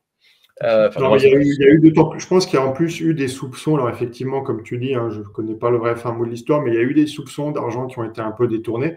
Et je pense que des auteurs motivés qui peuvent accepter qu'à un moment ça va mal et qu'on est obligé de réduire, c'est une chose. Mais si on me réduit moi et puis que quelqu'un profite de l'argent alors qu'il ne devrait pas, c'est pas la même chose à accepter, quoi. Et c'est pour ça qu'on voit vraiment, c'est assez amusant à regarder presque. Si vous achetez tous les moments de la 4e édition, il y a un point où il y a vraiment une dégradation de qualité qui se voit, mais qui se voit parce que d'un seul coup, il y a moins d'auteurs, il fallait finir vite les bouquins. Ça se sent assez bien. La seconde moitié de la 4e édition est littéralement beaucoup plus faible que la première moitié. Ce qui n'est pas pour tirer sur ceux qui sont restés, notamment sur Jason, qui a repris la gamme à ce moment-là. Parce que mine de rien, à mon avis, il y avait moyen de la reprendre et de la faire monter, en fait. Il y a moyen de ne pas réussir à ce que la gamme survive. Hein. Il a repris dans des conditions assez difficiles. Donc, moi, je pense que le fait que la 4e édition ait continué jusqu'à Stormfront et qu'il y en ait eu une 5e, même si clairement, pour le coup, là, c'est objectivement, et en termes de qualité, c'était moins bien, au moins, ça a survécu et ça a continué. Donc, ça, c'est quand même pas mal. Je voulais revenir sur l'émergence, les changements d'univers de la 4e édition, parce qu'il y a quelques trucs à ajouter en plus. Alors, déjà, tu disais, oui, on pouvait jouer les otaku dans la 13e édition avec l'excellent supplément Reality Virtual, Virtual Realities 2.0, qui était très important pour Shadowrun. Je vais l'évoquer un peu parce que jusque-là, dans Shadowrun, la matrice était franchement injouable.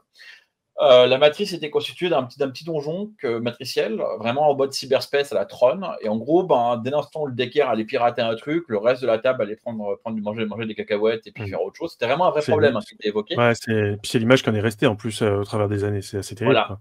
Alors, c'est un vrai problème. Donc, on va retourner en disant le problème, c'est que les gens sont des connards. Et une fois que tu comprends ça, tu comprends que c'est pas un problème. Tom Dood l'a très bien expliqué à l'époque. En 92, il a fait un article, il a dit mais quand ton pote decker il fait un truc cool dans la matrice, t'arrêtes de faire chier, tu regardes ton pote d'équerre faire un truc dans la matrice et t'es content pour lui. Donc quand t'es pas un connard, t'as pas un problème. Le problème, c'est que les gens sont des connards. Donc on a quand même résolu le problème. Il y a quand même le problème a quand même été résolu de fond à base de dire oui, c'est quand même trop long, etc. Et Reality Virtual a un produit, qui est resté jusqu'à aujourd'hui et qui a été un petit peu modifié avec la 6, mais pas trop, où en fait le d'équerre est en duel avec un serveur. Donc en fait, il fait en quelques jets de dés son combat. Il affronte le serveur et en gros, il fait quelques jeux de dés pour déterminer s'il a obtenu ce qu'il veut du serveur et ça réduit vachement l'interaction. Alors qu'avant, il fallait explorer un donjon. En gros, si tu voulais trouver les caméras, il fallait trouver le nœud qui contenait les caméras. Donc, il fallait savoir si tu à gauche, à droite. Ça n'avait aucun sens. C'était vraiment un donjon. Il fallait, pour trouver le truc qu'il fallait. Bon, là, c'était plus rapide. Et dans les règles de Reality, il y avait les règles pour jouer d'Otaku. Donc, tu peux jouer d'Otaku. Et dans Shadowrun, et dans Emergence, donc pas dans Emergence, dans Shadowrun 4, ils ont intégré les technomanciens qui sont les héritiers d'Otaku, ou les virtua kinétiques pour leur donner un nom scientifique, qui était un peu un grand changement dans l'univers. Et alors, surtout, alors, on va rejoindre après. Là, il y a un petit débat éditorial, c'est que maintenant, dans le bouquin de base de Shadowrun, à partir de la 4, tu as en gros tout ce qui est combattant, cyberware et compagnie, tout ce qui est magie, tout ce qui est matrice, tout ce qui est interphasé, et puis dans la matrice, il y a les technomanciens. Ça fait beaucoup de choses à évoquer dans les règles, sachant que moi, c'est quelque chose que je débat assez régulièrement, où je me dis que ça peut-être bien de ne pas mettre les technomanciens dans le bouquin de base, parce que finalement, le technomancien, c'est une sorte de classe avancée du d'équerre. Pour moi, ça aurait sa place dans un second livre, et surtout, ça aurait sa place dans un livre plus tard dans la gamme, qui peut-être pourrait faire les règles de Technomancer assez bien, parce que pour t'offrir une transition vers la 5, notamment les règles de Technomancer dans la 5e édition n'étaient pas très très secs. Mais voilà, c'est ce que je voulais rajouter par rapport à ce qu'on a évoqué plus tôt. Et donc tu disais, donc chez nous en France, donc c'est repris par Black Book, hein, donc il se passe un petit délai de temps, hein, entre la fin de Descartes et le fait que Black Book récupère la licence. Donc c'est quoi, 2004, 2005, je crois, c'est ça? Alors, je vais te retrouver la date de l'édition 4 en France. Ouais. 2006. 2006, donc un an après le 2005 de truc US, même pas un an, tu vois, c'était septembre à juillet. Donc, je pense que c'est surtout la fin de la 3e édition où Descartes est mort. Et Ouais. donc, le démarrage de la 4e a été. Ils ont pris le train au bon moment, Black Book. Ils étaient portés par Ombre Portée, justement, qu'on a évoqué. À l'époque, c'était Anthony Bruno qui était le responsable de la gamme, qui est maintenant responsable comme chez Black Book. Vous connaissez tous. Oh oui. Côté VF, je pense que ça a été une très belle édition, la 4e. Une de celles jusqu'à récemment qui avait le plus de suppléments. Il y avait eu pas mal de créations françaises. À l'époque, il y avait eu des ouvrages qui étaient dédiés à des villes, donc il y avait des villes françaises qui étaient rajoutées.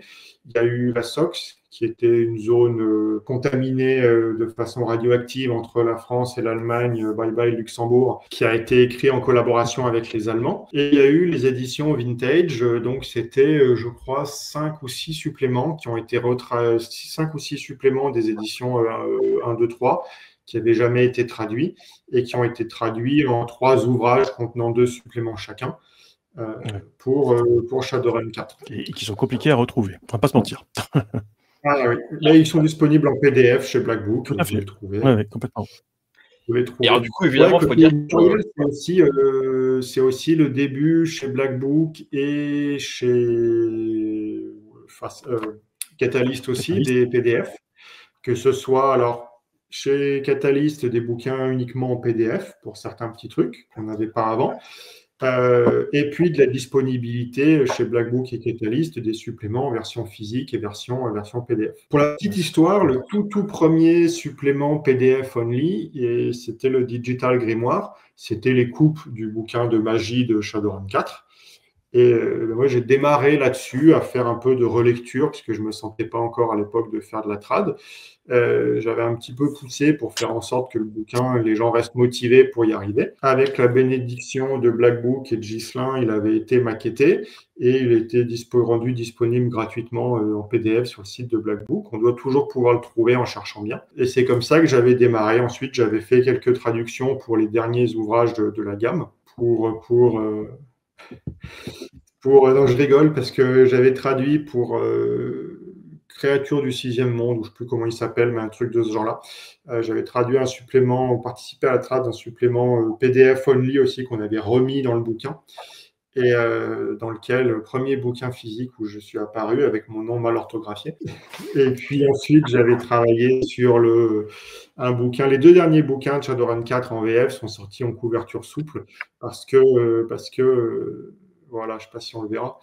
Parce que Black Book, en cours de traduction, la 5e édition avait été annoncée. Et ça fait très très mal aux ventes de l'édition d'avant. Donc, ils n'ont pas voulu jeter les livres. Pour limiter la casse, les 2 derniers étaient sortis en couverture souple. Alors, du coup, cette bascule de la 4 à la 5, c'est dû à quoi? Une évolution aussi pareille des règles, un nettoyage? Comment ça s'est passé à ce moment-là? De toute manière, il faut, financièrement, les gammes s'épuisent. Là, pour le coup, c'est vraiment un phénomène commercial. Tu sors une nouvelle édition, tout le monde l'achète. Tu sors un guide de flingue, tout le monde l'achète. Ça, c'est un phénomène connu, y compris dans l'édition, de toute façon, de une série à fleuve, c'est toujours compliqué. Je pense qu'il était temps de faire une nouvelle édition. Et en plus, c'est assez intéressant parce qu'on on a commencé avec le Cyberpunk, on va revenir au Cyberpunk. Il faut savoir que moi, j'ai zappé la 4, ce qui est dramatique quand tu réfléchis à la qualité de la 4. C'est-à-dire, moi, ce qui m'a vraiment arrêté, j'ai acheté la 4. Mais j'ai vu la couverture qui était un peu, cartoon, qui était un peu manga. C'était vraiment, on s'éloignait beaucoup du Shadowrun, vraiment des ombres des années 2050, très néo-noir. Il y avait beaucoup de transhumanisme dans Shadowrun 4. Là, je pique les notes de Mathieu, parce que c'est Mathieu qui m'avait dit, quand on a parlé tout à l'heure, je te rends les trucs-là. Et en fait, je pense que la 5 est arrivée pour dire il faut un peu faire une nouvelle édition, il faut quand même qu'on avance. Et puis, ils ont fait ce constat de se dire peut-être qu'on s'est trop éloigné de. Alors, je ne sais pas si c'est une volonté, est-ce que c'était des reproches qu'on leur faisait. Je crois qu'il faut quand même savoir que beaucoup de gens qui travaillent sur Shadowrun 4 ont été bossés après sur Eclipse Phase. Donc, ça explique des choses.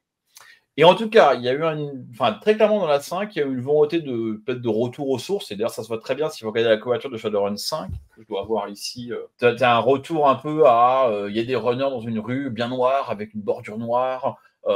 Et puis, c'est beaucoup plus. Il y a un retour un peu au cyberpunk. Ouais. En tout cas, au niveau de l'ambiance qui doit se dégager du bouquin quand tu le vois, quoi. Voilà. Et c'est comme ça que je suis tombé dedans, en fait. Ouais. Et suite au changement d'équipe qui a eu lieu en cours de 4, ce qu'on a évoqué, je pense qu'à un moment, ils ont aussi eu envie de reprendre, de moins avoir à subir l'héritage de ce que les autres avaient fait qui n'était pas leur projet à l'époque. Et aussi, c'était l'occasion, à travers cette 5e, de revenir à ce qu'ils voulaient, à ce qui, eux, leur plaisait. La 5e, c'est quelle année à peu près 2014 de mémoire. Enfin, 2013. Moi, j'ai joué en 2014, 2013 ou 2012, à mon avis. Moi, c'est le moment où le jeu de rôle. 2014 en français. Ouais, c'est le moment où le jeu de rôle revient un peu sur le devant de la scène, quoi, à peu près, c'est cette période-là. Oui, aussi. Alors, oui, en France, il n'y a pas de même phénomène aux US. Ça, je ne sais pas à quel point ça rejoint le truc, mais effectivement, je pense qu'il y avait besoin, commercialement, il y avait besoin de faire une nouvelle édition. Enfin, c'était évident que. Et du coup, donc, on en arrive à notre fameuse 6e édition, qui commence à faire son petit poids, n'est-ce pas? Et sa hauteur aussi, quand tu mets tous les suppléments les uns sur les autres, en français en tout cas, c'est assez incroyable. Donc, cette V6, c'est pareil, c'est à un moment donné, ça s'épuise, il faut relancer l'intérêt. Ou c'est Alors, vraiment une juste pour évolution finir quand même sur la 5e, oui, la 5e, c'est Ghislain qui était responsable chez nous, toujours pour Black Book. Pour tout un tas de raisons que je ne m'explique pas, parce que j'étais aussi très actif, on n'a pas pu être super bon sur le nombre d'ouvrages qu'on a traduits. On est parti très ambitieux, on a commencé à traduire en petits livrets les PDF, et puis on a fini par pas pouvoir en faire autant que ça au final, qu'on a corrigé avec la 6e, mais toujours sous Ghislain avant que je reprenne la main récemment. Le pourquoi de la 6e en VO, je sais pas, Romain, tu as peut-être un peu quelques billes. Je pense qu'on était aussi arrivé au bout d'un cycle en termes de durée. Ouais, pour caricaturer une édition de Shadowrun, vous avez le livre de base, vous avez le bouquin sur les samouraïs des rues, bouquin sur les magiciens, bouquin sur les d'équerre, bouquin machin. Vous avez plein de suppléments de lore pendant ce temps, puis après arrive le Advanced Combat Book, donc le d'équerre, le bouquin avancé pour le combat, le samouraï des rues. Puis quand tu arrives au moment où tu devrais faire le Advanced Trigger Book, il n'y a jamais eu d'Advanced Trigger Book, là tu fais une nouvelle édition. Et donc grosso modo, le gars de Shadowrun 5, ils étaient arrivés, ils avaient fait, je l'ai ici, j'ai Street Lethal qui est donc le Advanced Combat Book. Il y avait Forbidden Arcana, qui est donc le Advanced Magic Book. Et enfin, j'ai Killcode ici, en plus en édition machin, et qui était le Advanced Trigger Matrix Book. Donc, ils étaient sur le point de devoir faire un Advanced Trigger Book. Donc, ils disaient, non, pas question, donc on va pas faire ça. Non, mais voilà, blague à part, ça montre bien qu'on était arrivé, on avait fait tout le tour. Alors, ce qu'il faut savoir, c'est que ce qui est assez amusant, c'est que le métaplot qui va démarrer Shadowrun 6, qui est donc ce qui va être connu sous le nom de. On a beaucoup parlé, Fred, donc on peut dire le mot de 10 pour les gens qui sont habitués au Chan. Si vous découvrez le 10 Fred, pas de chance, mais normalement, vous voilà. En fait, ce métaplot devait conclure Shadowrun 5. Donc, en fait, le contenu de Blackout, comment il s'appelle voilà, en français, devait conclure Shadowrun 5, et puis Shadowrun 6 devait démarrer, entre guillemets, avec les suites de ce truc-là. Et en fait, c'est juste que le temps les a un peu rattrapés. Ils se sont dit, ça serait quand même bien qu'on sorte Shadowrun 6 pour, je crois, les 30 ans du jeu. Ouais, c'est ça le but, c'était 2019, les 30 ans du jeu. Et donc, du coup, ils ont un peu fait ça, pas comme des voleurs, mais ils ont fait un grand secret là-dessus. Pour la petite blague, nous, ça nous a joué des tours en France, parce que pendant ce temps en France, nous, on était tout contents d'avoir réussi à faire financer Anarchy, on va pas parler Anarchy, et avec Anarchy, tel un parasite, on avait collé mon projet de bouquin sur la France sur le dos d'Anarchy de Mathieu. Mathieu, il avait son petit projet à lui, puis moi, je travaillais comme un gros parasite, donc ça a pas mis la Néo-Révolution qui est là. Tout à fait. Et donc, on était tout content de sortir Néo-Révolution. Et d'ailleurs, j'étais hyper fier de sortir Néo-Révolution supplément Shadowrun 5. Il y a, pour les gens qui ont backé c'est amusant, si vous avez backé Néo-Révolution à l'époque, vous avez eu pendant quelques instants un PDF au layout Shadowrun 5 de ce texte. Et donc, en fait, on était sur le point de le sortir en Shadowrun 5 quand on a appris que, bah non, Shadowrun 6 allait arriver. Donc, du coup, Neo Révolution est devenu l'un des premiers suppléments Shadowrun 5, Shadowrun Tout à 6 fait. en vrai. Ouais, dans le Voilà. financement, ouais, je m'en souviens. Je raconte ça parce que pour le coup, on parle de l'histoire éditoriale, donc là, ça va vachement d'en parler de ce côté un peu méta. C'est ça. Bien sûr. Voilà. Et d'ailleurs, c'est le premier supplément Shadowrun 6 qui est sorti en France avant le livre de base. Oui, effectivement, en plus, ouais. Juste, du coup, il est sorti avant le livre de base. Qui était assez abscon, alors on avait réussi à le faire. Hop. On avait fait quelque chose de. Enfin, Neo Révolution est presque sans stats. Hein. On a renvoyé des stats, on a vraiment très peu de carac, ce qui est un choix. Je confirme. Ouais, non, mais c'est un choix. Alors moi, c'est un choix volontaire de ma part, très très poussé. Moi, je suis persuadé qu'il faudrait que mais ça, c'est mon école, enfin, c'est mon église, qu'il faudrait qu'on fasse des suppléments le moins statés possible du monde et que tout ce qui est stats, ce soit des PDF téléchargeables imprimables, pour en fait éviter la péremption du bouquin, en fait. Que tu puisses reprendre une campagne ou un scénario de l'édition d'avant, et puis tu retélécharges les stats ou les points de règle que tu imprimes pour ton édition. Mais bon, ça, c'est ma vision à moi du monde. Je comprends qu'il y en a qui n'aiment pas, qui aiment bien avoir leur stats dans leur bouquin. Mais donc voilà, je crois qu'il n'y a pas eu de volonté. Enfin oui, je pense que si. En fait, la réponse à cette question, c'était que les 30 ans arrivaient et qu'ils voulaient célébrer les 30 ans avec une nouvelle édition, qui n'est pas la 6e édition aux États-Unis, puisque son vrai nom en anglais, c'est la Sixth World Edition. Puisque le monde de Shadowrun, c'est le 6e monde. C'est vrai. Sur les bouquins, effectivement, à chaque fois, c'est ça. Donc là, on en a combien maintenant d'années d'existence? On est à 35 ans, non? 35 ans, ouais. Je Ah ouais. crois que la réédition de la première édition, c'est pour les 35 ans, il me semble. De la Seattle Edition, je crois, c'est ça? Non, je parle de l'édition sortie. Ah oui, oui, d'accord, du premier, tout à fait. Voilà. Okay. Mais tu as raison aussi, je crois que la Seattle Edition, je ne sais pas si elle correspond pas aussi un peu à ça. Non, c'était avant.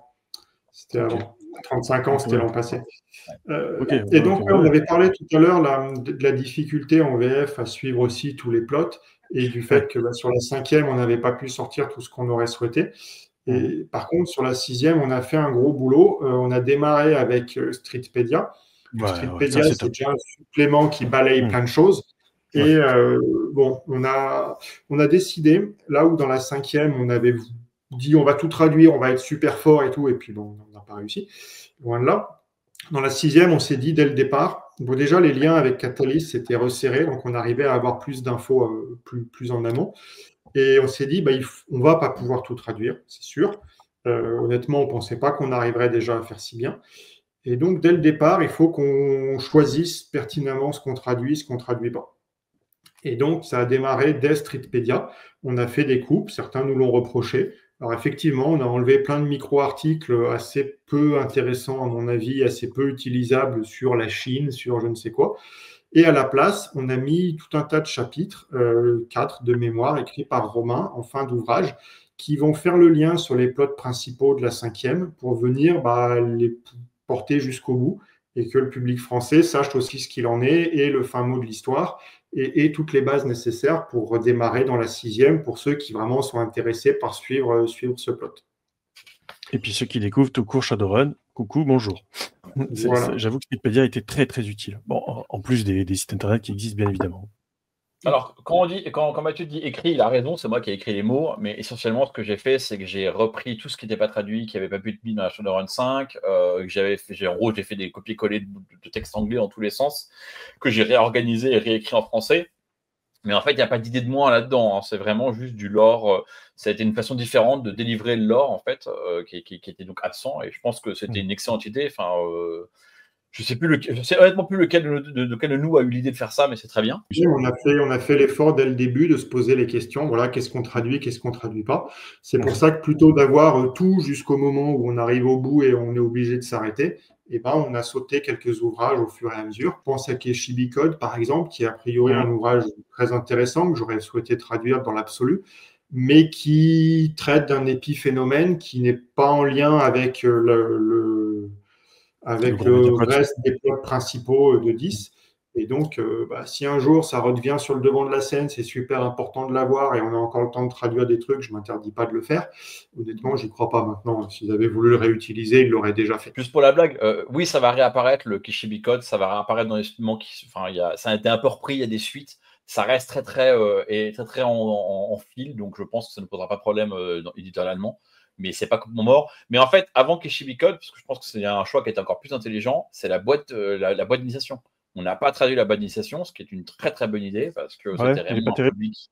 Bah, non, mais c'est un produit, il y a un livre de base. Donc, il y a un livre de base, on a mis à la place un scénario d'introduction dans l'écran. Je ne sais pas si on avait besoin d'une boîte d'initiation. En plus, moi, je trouve que les boîtes d'initiation, en tout cas de Shadowrun, sont jamais très excitantes. C'est ça, Et en fait, il en ouais, faudrait une bonne, hein, parce que c'est utile hein, pour le coup quand même. Hein. Je peux t'assurer qu'en boutique maintenant, les jeux de rôle, c'est boîte. Hein. ouais, peut-être. Alors, ça, c'est Ah une autre ouais. discussion, mais ce que je veux Mais ça, dire, c'est. c'est récent, ça, par contre. Ouais.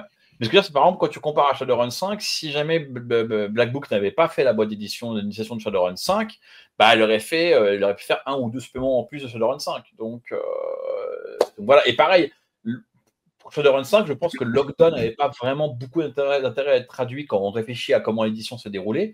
Peut-être que sauter Lockdown pour faire autre chose aurait été mieux pour l'édition. Donc ça, c'est des choix qu'on a fait là. Et on a sauté Ketchibi Code et puis un recueil de scénarios qui s'appelle Assassin's Night, qu'on a Ouais, finalement partiellement traduit puisqu'on a pu mettre le chapitre. Il y avait un texte dessus sur excellent. C'était un brisqueur parce que il y avait un excellent texte de Lars Blumenstein qui pour le coup est un auteur historique de Shadowrun. Lars, il a écrit pour Shadowrun 2e édition, je crois, carrément. Enfin, ça fait 35 ans qu'il écrit pour Shadowrun. Et Lars avait fait un super texte sur Barcelone. Et ça, on l'a mis dans le grand tour qui va sortir bientôt. Donc, ouais, mais voilà. on avait discuté déjà de ça, effectivement. Ouais, donc cette V6, par contre, ça fait donc un petit moment maintenant qu'elle est en place, donc depuis 2019, donc ça fait déjà 6 ans. On n'a pas l'impression que ça va s'arrêter tout de suite, hein, on en a déjà discuté plusieurs fois.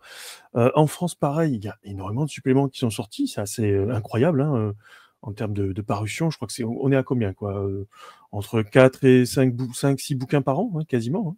On doit être à 23 bouquins avec ceux de Ouais. l'APP qu'on est sur le point de livrer. Ouais. Le suivant est en cours de traduction, on a démarré, et j'en ai encore 2 autres enquillés derrière qui, sauf surprise, devraient sortir au moins. Après, on verra où ça nous amène. Mais... Bien sûr. Et Alors, donc, c'est vrai qu'on avait parlé de la gamme héritage, hein, qui est importante. Hein, donc, les trades d'anciens suppléments, hein, adaptés aux règles de la 5, de la 6 et d'anarchie. Si j'ai pas de C'est conneries. ça. C'est ouais, ça. alors je crois qu'on va quand même finir par arrêter d'adapter à la 5. C'est pas moi qui m'en occupe, donc ça voilà. Mais alors historiquement, pour la petite blague, j'avais essayé au tout début de faire toutes les éditions. C'est-à-dire de dire on sent un truc avec 1, 2, 3, 4, 5. À l'époque, il n'y avait pas encore la 6. C'était quand même extrêmement compliqué parce qu'en fait, juste ce qui se passe, c'est que le profil d'un personnage dans un bouquin un peu avancé dans la gamme, parce que comme on reportait traduit des suppléments qui n'ont pas été traduits, généralement, c'est pas les premiers. Bah, le personnage, on va prendre le profil de Mr. Dark, qui était un PNJ un peu emblématique de la seconde édition. Bah, Mr. Dark, il tape dans le supplément Awakenings 2050, qui n'était pas travaillé non plus. Les pouvoirs qu'il peut avoir n'ont pas tous été repris dans toutes les éditions. Il y avait des erreurs dans les profils qu'il fallait en plus corriger. Donc, ça veut dire vraiment un travail très compliqué. Donc, on a simplifié en faisant que 5, 6 et puis Anarchy. Et je pense qu'on finira par faire que 6 et Anarchy. Voilà, c'était la réponse. Alors donc pour ceux qui ne savent pas, effectivement, reporter V2 donc est une sorte d'une communauté de traduction bénévole. Hein, donc l'arrangement est. Alors ça, c'est quelque chose qui est parfois bizarre pour les gens. C'est bénévole, mais pourquoi on les vend? On les vend parce que Shadowrun, c'est une propriété intellectuelle. Donc en fait, quand on traduit du texte de Shadowrun, on doit de l'argent à Catalyst. Donc la structuration est la suivante. L'association de reporter V2 fait des traductions qui sont bénévoles, mais payées par Black Book pour cette traduction, et payées pas en termes de tiens, on vous paye pour un travail, mais on vous fait une petite part des ventes. Ce qui veut dire que si le bouquin ne marche pas, Black Book ne fait pas d'argent, parce qu'en fait, il ne nous paie pas beaucoup. Si le bouquin marche bien, si le bouquin fait un carton, enfin le PDF fait un carton, on est quand même rémunéré à la hauteur du succès, donc c'est plutôt un modèle qui est plutôt honnête.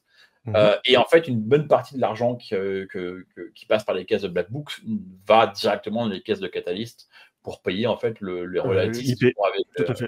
Voilà. Et on fait ça de manière collaborative, donc on traduit ça en équipe avec plusieurs relecteurs de manière à s'assurer que la qualité de texte soit bonne à la fin, qu'il n'y ait pas trop d'erreurs de l'or. Alors on s'est permis de plus en plus en traduisant de faire aussi des réparations parce qu'il y avait des trucs sur lesquels c'était pas très bien, il y avait des choses qui avaient même pas mal vieilli, il y avait des contradictions qu'on a pu corriger, etc., etc.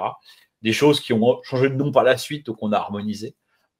Voilà. Et donc on a, alors si je crois que tu pourras sortir, quelqu'un avait fait à une époque un beau Bordeaux avec tous les bouquins dedans, mais on a on a traduit 15 suppléments de Shadowrun d'ancienne édition, maquetté, avec la maquette de Shadowrun 6 depuis le début de la 6e édition, donc on en est quand même très très fiers. Ça a commencé par un bouquin que tout le monde regrettait de ne pas avoir vu traduit, qui s'appelait Menace, enfin Threats en anglais et Menace, qui était vraiment un énorme bouquin de lore qui rappelle beaucoup pour ceux qui ont l'édition 6, qui rappelle, enfin, en fait, Menace imminente, dont le titre d'ailleurs est assez évocateur, et en fait un menace pour Shadowrun 6, quoi. Donc un recueil de groupes et d'organisations potentiellement dangereuses qui peuvent être alliés ou ennemis de Shadowrunner ou qui peuvent les employer. Donc voilà, vous comprenez bien hein, qu'en termes d'aventure éditoriale, on pourrait encore parler pendant des heures hein, de Shadowrun. De toute façon, c'est pas comme si on vous invitait pas de temps en temps, de façon très régulière. Hein. Voilà, donc on aura d'autres occasions d'en discuter pour entrer dans d'autres points de détail si ça vous intéresse. On va passer sur un autre point de cette émission, le dernier, hein, mais qui a son importance, on va dire. Bah, c'est tout simplement la naissance d'Anarchy, qui est un système alternatif pour jouer à Shadowrun, et puis de son arrivée en France. Et puis après, on parlera de la V2 bien sûr, mais en tout cas déjà, cette partie-là, qui a voulu rendre Shadowrun jouable différemment, j'allais dire. Ouais, je pense que c'est vraiment ça. Je pense que l'objectif en VO était pas tant de proposer des règles plus simples, c'était un des aspects, mais c'était surtout de proposer une façon de jouer avec de la narration partagée qui s'approchait, qui tendait doucement vers le théâtre d'impro. C'est un jeu qui en VO garde de Shadowrun, j'ai envie de dire, le feeling, l'idée générale. Mais qui pour moi, tel que je le comprends, ils n'ont jamais souhaité, en tout cas quand ils l'ont écrit, être dans du Shadowrun très précisément et être super fidèle à tous les points du lore. C'était pas leur volonté. C'est quelque chose qui a été reproché. Il y a beaucoup de personnes qui disaient, mais oui, mais pour jouer à Anarchy, en fait, il faut connaître tout Shadowrun, il faut déjà être un ancien. Et je pense que c'est dans l'esprit des auteurs, c'est pas vrai. Si on veut jouer à Shadowrun très précisément avec les règles d'Anarchy, oui. Mais ce n'était pas l'objectif. L'objectif, c'était d'avoir le feeling Shadowrun de les elfes, les mages, d'équerre et flingues et compagnie, qui bossent pour les corpos contre les corpos, dans un cadre volontairement beaucoup plus laxiste en termes de lore, pour pouvoir avoir la narration partagée, que chacun apporte ses idées. Et c'est pas grave si c'est pas complètement canon avec Shadowrun. Alors, je pense pas, en fait, pour avoir parlé avec quelques auteurs, je pense pas que leur but était d'être relax sur le lore, en fait. C'est juste qu'en fait, ils sont beaucoup focalisés sur simplifier les règles à la source narrative, en fait. Enfin, en gros, introduire la narration et réfléchir à des mécaniques pour le faire. Ils ont tout fait dans cette direction et ils ne se sont pas arrêtés pour se dire est-ce que ce bouquin est lisible par un mec qui ne connaît pas Shadowrun? Et notamment, il y a plein de choses qu'ils ont enlevées dans les règles, qui sont expliquées que dans les règles dans Shadowrun, ce qui fait que dans Anarchy V1, c'était plus expliqué. Vous pouvez imaginer, par exemple, je vais prendre un exemple, les mécaniques d'espace astral, etc. Moi, je ne pense pas qu'ils aient tant que ça voulu être laxistes avec le lore. Ils ont surtout voulu être laxistes avec les règles. Mais c'est vrai qu'effectivement, ils ne se sont pas rendus compte en écrivant le bouquin. Et pour avoir vu quelques interviews d'auteurs, c'est assez amusant parce qu'ils en parlent de manière assez honnête. Enfin, honnête, ils disent, ouais, effectivement, on ne s'est pas rendu compte qu'il a peut-être fallu expliquer plus quand on marche l'univers dans ses règles dans Anarchy, parce que si tu prends Anarchy sans avoir jamais eu rien lu à Shadowrun, Anarchy V1 en anglais, et que tu joues à Anarchy V1, tu peux faire des scénarios qui ne devraient pas exister entre guillemets dans Shadowrun. C'est des trucs qui cassent l'univers dans la manière dont ça marche. Mais voilà. Donc je pense que c'était pas une volonté, c'était plutôt un effet de bord de la stratégie de vouloir dire on va essayer d'assouplir à fond les règles. En gros, pour simplifier, je pense qu'ils ont essayé de proposer un power basé Apocalypse pour Shadowrun. Tout à fait. Quelque chose de beaucoup plus narratif, ou du coup qui offrait beaucoup plus de narratif. De s'en inspirer dans les choix de game design en tout cas. Voilà, ouais, très clairement. Et alors Power ou peut-être un autre jeu, enfin là je prends ça comme exemple générique. Je sais pas s'ils ont été regardés plus Forge in the Dark ou autre chose. Mais voilà, c'était vraiment l'idée. Et Jason l'avait assez bien expliqué. Il avait dit si jamais mon héritage de game designer, de line developer de Shadowrun doit être un truc, c'est que moi, je vous ai permis de jouer à Shadowrun comme vous voulez. C'est-à-dire, vous voulez jouer avec Shadowrun 6ème édition, super. Vous voulez jouer avec la vieille, vous pouvez continuer avec la 5. Vous voulez jouer avec des vieilles aussi. Vous voulez jouer en mode narrativiste, vous avez Anarchy. Enfin, en gros, il a dit voilà, moi, mon truc, c'est tu veux jouer à Shadowrun d'une manière ou d'une autre, je te donne accès. Et Anarchy est rentré dans cette vision de jouer à Shadowrun comme tu as envie. Et donc, quand moi j'ai fait la VF, je commençais depuis un certain temps avec mon groupe en plus à plus vraiment accroché avec les règles qu'on connaît des éditions classiques. Et j'ai vraiment vu l'opportunité d'apporter Shadowrun en version règles simples, sans forcément la narration partagée, parce que je pense que c'est pas ce que tout le monde cherche. C'est intéressant de l'avoir, mais les retours que je peux avoir sur la VF, c'est que les gens jouent surtout en en narration assez classique au final. Mhm. Et donc, dans la traduction, j'ai fait un peu le travail de remettre un peu plus du lore de Shadowrun et des règles de Shadowrun classiques à l'intérieur. C'est ce qu'on va retrouver à travers l'enrichissement du chapitre introductif qui présente l'univers, qui est un peu plus conséquent en VF qu'en VO, et à travers un certain nombre de règles optionnelles qui vont gérer le drain, qui rentrent plus dans le détail des rigueurs, un petit peu dans la matrice aussi. Parce que voilà, tu parlais, Romain, des choses qui sont décrites à travers les règles, et la matrice, c'est le bon exemple. Mis à part Shadowrun 4, où ils avaient quand même, comme je disais, fait un gros effort, qui pour moi reste la référence, Shadowrun 5 et 6, si tu veux comprendre comment la matrice fonctionne, il faut presque que tu fasses du reverse engineering sur les règles. C'est pour ça que c'est compliqué à adresser, et c'est pour ça que de rajouter les technomanciens dessus, c'est aussi compliqué. On a adressé ça dans Shadowrun 6, on a mis un exemple un peu complet de matrice aussi pour permettre de comprendre comment ça se passe. Dans Anarchy, on a fait un gros travail dans Anarchiste avec Romain, surtout Romain, pour expliquer réellement comment fonctionne la matrice dans la pratique avant de mettre les règles dessus. Donc vraiment, d'abord, on comprend comment ça fonctionne, ensuite, on revoit comment les règles le modélisent, et non pas l'inverse. Et c'est vrai que la matrice dans Anarchy en VO, c'est, voilà, il y a la compétence piratage. Ça y est, c'est fini. Voilà. Ouais, puis surtout, enfin, de ce que j'avais compris, on en avait déjà discuté à l'époque quand j'ai chroniqué les suppléments Shadowrun et puis les bouquins de règles, c'est que l'AVF d'Anarchy, elle est quand même beaucoup plus conséquente que la VO. Et puis il y a eu du suivi derrière. Donc c'est vrai que tu as un aventure Alors, éditorial. ouais. Donc la VF, déjà, elle a beaucoup mieux marché en français qu'en anglais. Dans le sens qu'en français, on est quasiment à équilibre en termes de vente entre SR6 et Anarchy. Et qu'on a retiré un certain nombre de fois Anarchy. Là où en VO, elle reste beaucoup plus anecdotique. En allemand, apparemment, c'est un peu pareil. Donc, est-ce que c'est dû à ce que j'ai fait? Est-ce que c'est dû au fait que le public français est plus friand de ce genre de choses? Je ne sais pas. Peut-être, ouais. Peut-être à un moment donné, une appétence pour quelque chose de peut-être de plus léger pour découvrir un univers. C'est possible aussi. Hein. Je pense que c'est les deux. Ouais. Je pense que la qualité de ce que tu as fait sur Anarchy V1 a fait que c'était un super moteur de règles et que ça a vachement marché pour ça. Et après, effectivement, il y avait plein de gens qui n'avaient pas envie de jouer à Shadowrun. Ce que je raconte toujours, hein, d'ailleurs, il a contribué un peu à Anarchy V2 en relecture, je crois. J'ai un ami qui joue au rôle depuis maintenant 30 ans, qui détestait Shadowrun. Je lui avais fait essayer Shadowrun 3, il n'avait pas aimé. Je lui avais fait Shadowrun 5, il n'avait pas aimé. Et le jour où j'ai mis Anarchy, je lui ai dit, écoute, je vais sortir une campagne pour Shadowrun qui s'appelle Néo Révolution. Vas-y, joue avec moi parce que j'aimerais bien la tester. Et tu es un bon joueur, je lui ai donné Anarchy V1. Et maintenant, aujourd'hui, ça fait faire 8 ans qu'on joue à Shadowrun très souvent avec ce pote, alors qu'avant, il n'aurait jamais joué à Shadowrun avant. Jamais. Donc, en fait, je raconte ça parce que ça montre bien en fait, le fait qu'il y avait finalement un besoin pour dire Shadowrun, c'est cool, l'univers est chouette, mais pas ces règles-là, quoi, pour beaucoup de gens. Oui, je confirme. On en avait discuté dès le début, hein, je me souviens. Hein. C'est vrai que c'est un univers qui est très riche, très intéressant. Voilà, comme tu dis, il y a des thématiques qui sont vachement passionnantes. Et le côté règle faisait très peur pour beaucoup de gens, surtout quand tu viens plus de 25 ans après que le jeu ait commencé. C'est un peu le phénomène RunQuest, j'allais dire. Et en plus, ce que disait Mathieu, c'est que dans Shadowrun, la complexité, elle est expliquée dans les règles, malheureusement. Elle n'est pas expliquée dans l'univers. Donc, du coup, il faut comprendre les règles, en partie par la matrice. Il faut comprendre les règles de la matrice pour comprendre comment la matrice fonctionne.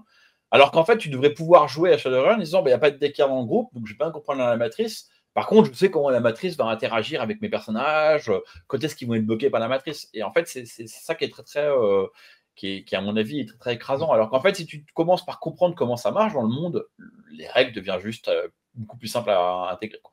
En tout cas, c'est mon impression. Et Anarchy, donc, c'est arrivé quand en France? 2019, je dirais, j'ai un petit doute, je ne vais pas revérifier celui-là, donne-moi une seconde. Anarchy, 2019 en France, ouais. Ok, donc ça fait 6 ans. C'est ça. Aussi. Voilà. Et il y a eu des suppléments vraiment spécifiques à Anarchy qui sont sortis en France aussi. Alors, en anglais, il y a eu 2 suppléments qu'on n'a pas repris. Je vais expliquer pourquoi. Il y en a un qui s'appelle Chicago Chaos, qui est une reprise des Shadowrun Mission 5 à 8, je crois. Donc, une reprise d'anciens scénarios autour des insectes. Bon, c'était pas spécialement dans le sujet, ça me semblait pas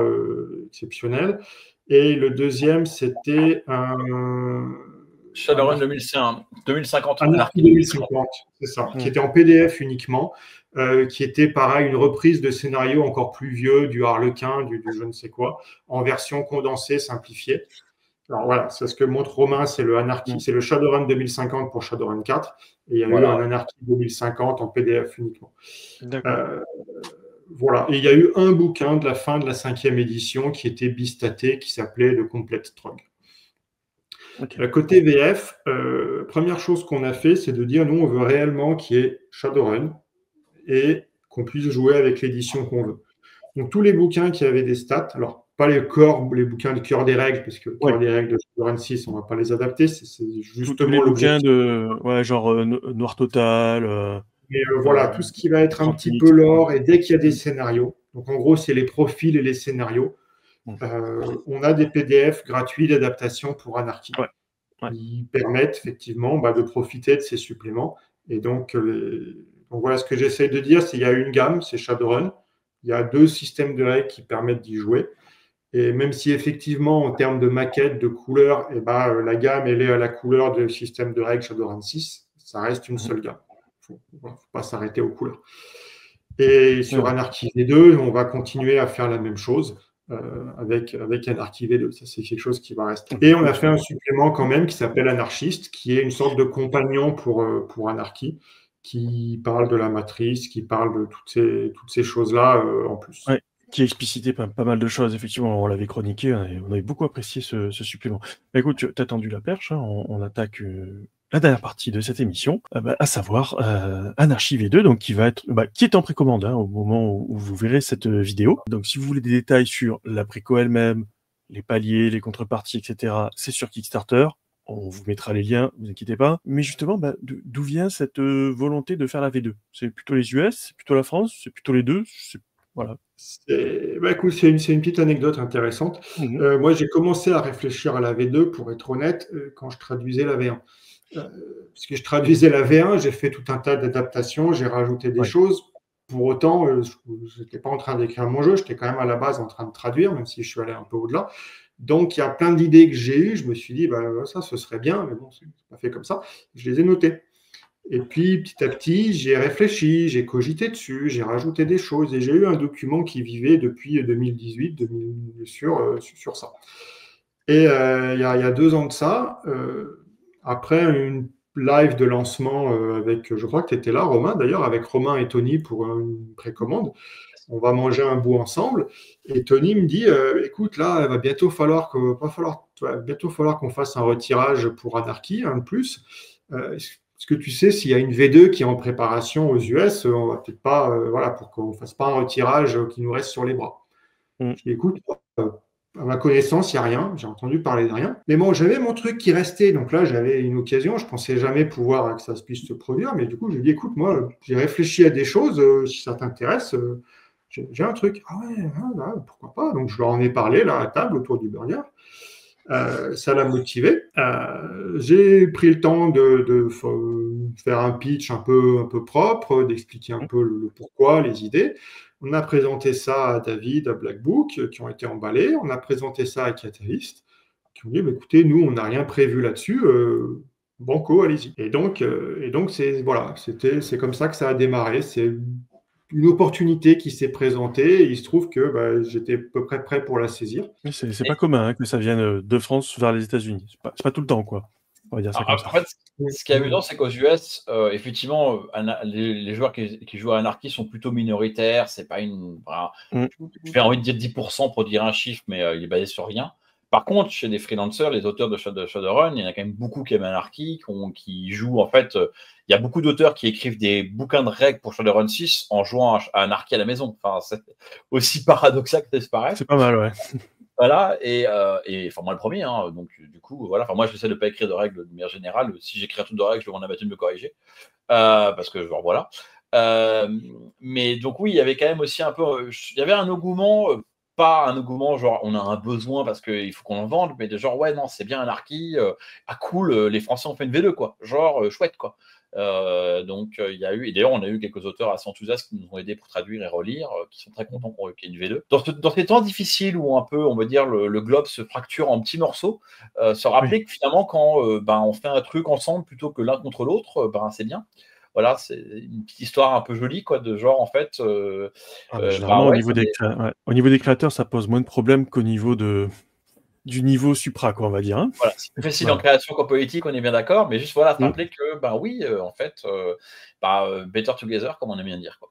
Donc voilà, voilà la petite histoire. J'avais oublié que c'était au resto. Moi, je pensais qu'on avait déjà. C'était vraiment là que tu l'as pitché au resto après le live. Ouais, au resto après le live.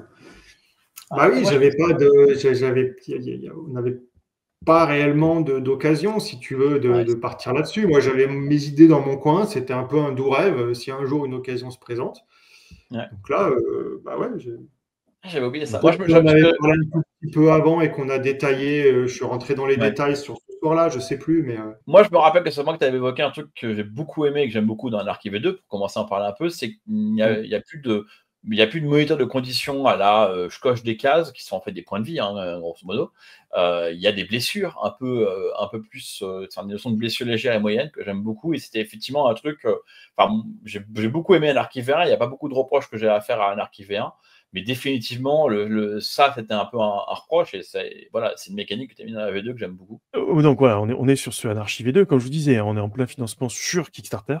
Au moment où vous voyez cette émission, hein, je le répète, j'aime bien radoter, hein, c'est une de mes grandes qualités, il paraît. Cette V2, première question, est-ce qu'elle est encore compatible avec la V1 ou alors est-ce que c'est vraiment un système complètement à part et comment elle a été conçue? Mais rapidement, parce que, comme je disais, hein, vous verrez les liens pour l'actuel play, donc Shadowrun, et vers le live de Black Book, hein, sur le lancement, donc vous aurez tous les liens dans la vidéo, bien évidemment. Ça, vous aurez encore plus de détails. alors, est-ce qu'elle est compatible avec la V1? Non, on parle vraiment d'une vraie V2. D'accord. On aura de quoi faire l'adaptation, hein, pour là où il y a besoin, hein, comme sur une première Anarchy, il y avait ce fichier-là qui permettait d'adapter. Mais sinon, c'est une vraie V2. Ce que j'ai gardé de la V1, c'est vraiment le cœur de la mécanique. On prend attributs, compétences, des D6. L'histoire des atouts, les Shadow Amps en anglais, qui sont cette façon de regrouper tous les types d'augmentation, de bonus à travers une seule mécanique pour simplifier. Et ça, c'était vraiment génial. Ouais. Et par contre, au-delà de ça, j'ai essayé de donner un peu plus une âme en termes de règles. Là où vraiment la V1, le reproche que je pouvais lui faire, c'est que ça avait fait un gros boulot pour simplifier plein de trucs, mais on avait un système qui était vraiment neutre, un petit peu fade quelque part. Là, j'ai vraiment essayé dans le système de donner une âme à travers cette mécanique de risque, qui est vraiment la mécanique principale.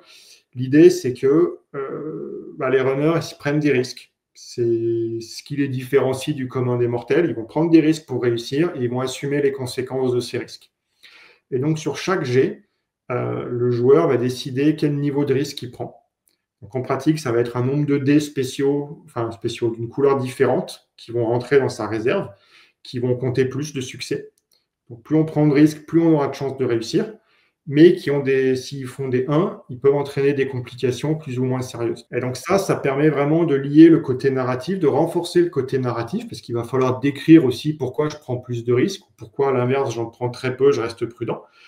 Et ça va créer des rebondissements. Et ça, c'est vraiment le cœur de ce qui, je pense, qui donne l'âme à ce jeu. Et vraiment, le motto du jeu, c'est les runners sont ceux qui prennent des risques et qui sont capables d'assumer les conséquences. Par contre, ça, effectivement, ça rajoute une certaine complexité, une certaine gymnastique mentale de réfléchir combien je prends de risques. Donc ça, on a travaillé sur la feuille de perso à donner des guidelines pour faciliter. Et puis surtout, en contrepartie, j'ai vraiment réfléchi à enlever tout ce qu'on pouvait enlever et qui n'avait pas de sens. Enfin, pas qui n'avait pas de sens, mais qui était un peu superfluidé. C'est vraiment, on garde que ce qui a un vrai impact, ce qui est essentiel. Donc les modificateurs plus ou moins 3D, machin, malgré tout, ça prend du temps autour de la table. Combien de dés j'ai en plus? Attends, machin, plus 3. Alors, je calcule la réserve, je dois attendre d'avoir cette info pour prendre mes dés.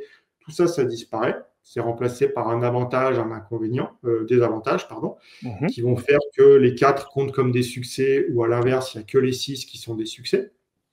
Donc là, on gagne là-dessus. Sur les blessures, Romain en parlait, au lieu d'avoir 10 cases d'armure, 10 cases de 20 cases à cocher, les armures, tu les coches, mais ça ne fait rien. Les blessures, toutes les 3 cases, ça a un effet. youpi, un dé de moins, quelle différence. Là, on a des blessures légères, graves ou incapacités qui vont vraiment avoir un effet important. Donc l'idée, voilà, si l'effet il n'est pas très important, il est faible, on le dégage et on se concentre sur ce qui a de l'impact. Et voilà, j'ai fusionné aussi les points d'anarchie, les points de chance, qui vont servir à la fois à faire des manipulations de dés, relancer un jet bien pourri, avoir un avantage sur un jet. L'idée étant encore une fois de le lier à la narration. Pourquoi tu as un avantage? Qu'est-ce qui t'autorise à dépenser ce point pour avoir un avantage? Ah bah Est-ce que ouais, c'est mais crédible dans la scène, etc. Ouais. exactement, bah, je veux casser la porte et j'ai un bras cybernétique, je veux casser la porte. Ah bah ouais, ok, vendu, c'est ton avantage. Et puis ça va servir aussi à gérer tout un tas de trucs. Plutôt que d'avoir une demi-page de règles qui t'explique est-ce que ton cocktail Molotov il va enflammer le truc en fonction de savoir s'il est en bois, en cuir bouilli ou en métal. Ok, tu as un cocktail Molotov, tu vas enflammer le bonhomme, dépense un point d'anarchie et il est enflammé. Donc là, on s'occupe de vraiment réduire tout ce qu'on peut réduire pour garder sur un cœur simple. Et on a pu rendre un autre point intéressant, c'est qu'on a pu rentrer plein de trucs liés au drain, par exemple, au score de surveillance des décaires, les lier à cet aspect risque. Donc pour éviter d'avoir plein de petits sous-systèmes, d'avoir un système qui gère tout. Et donc pareil, on aura des encarts dans les futurs suppléments qui seront compatibles à Anarchy V2.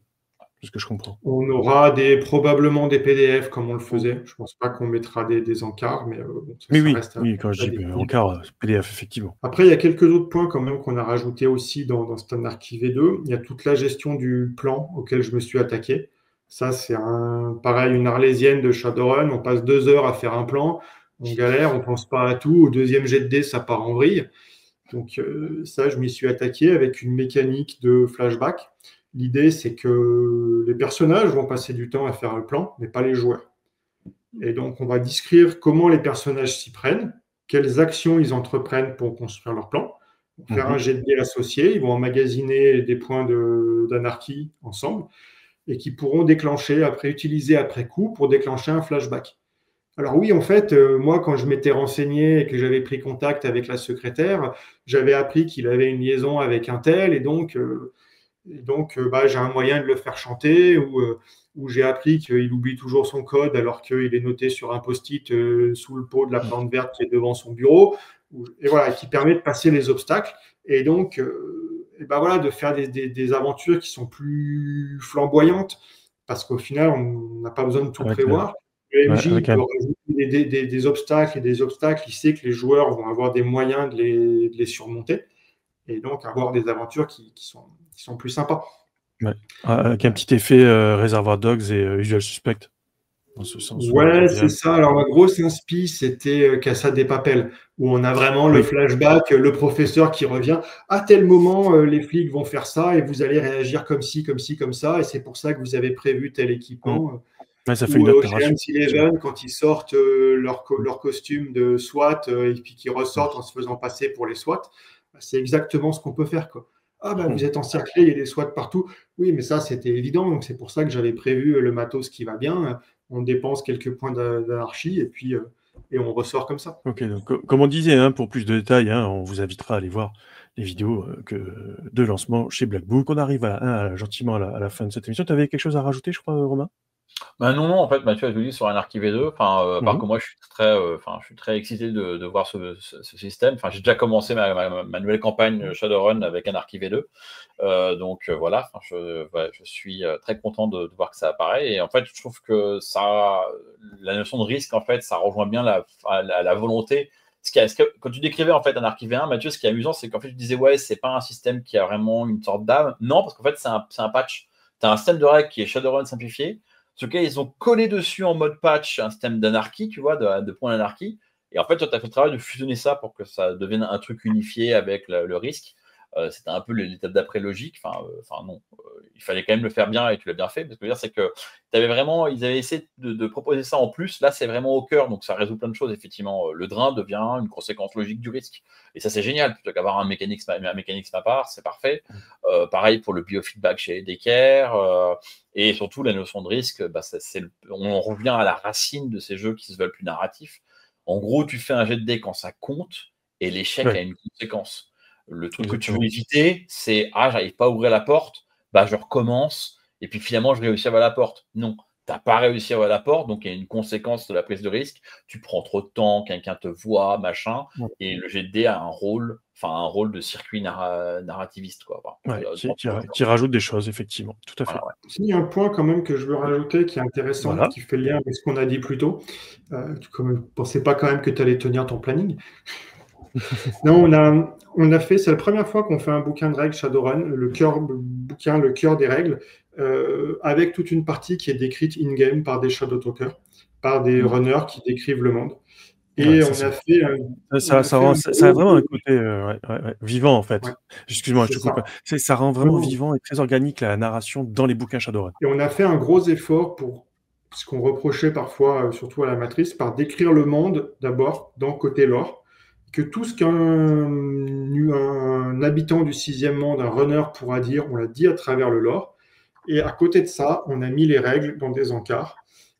Donc on a fait une très très claire différenciation. Et même en maquette, normalement, à l'heure où vous voyez ça, vous avez vu les exemples de maquettes.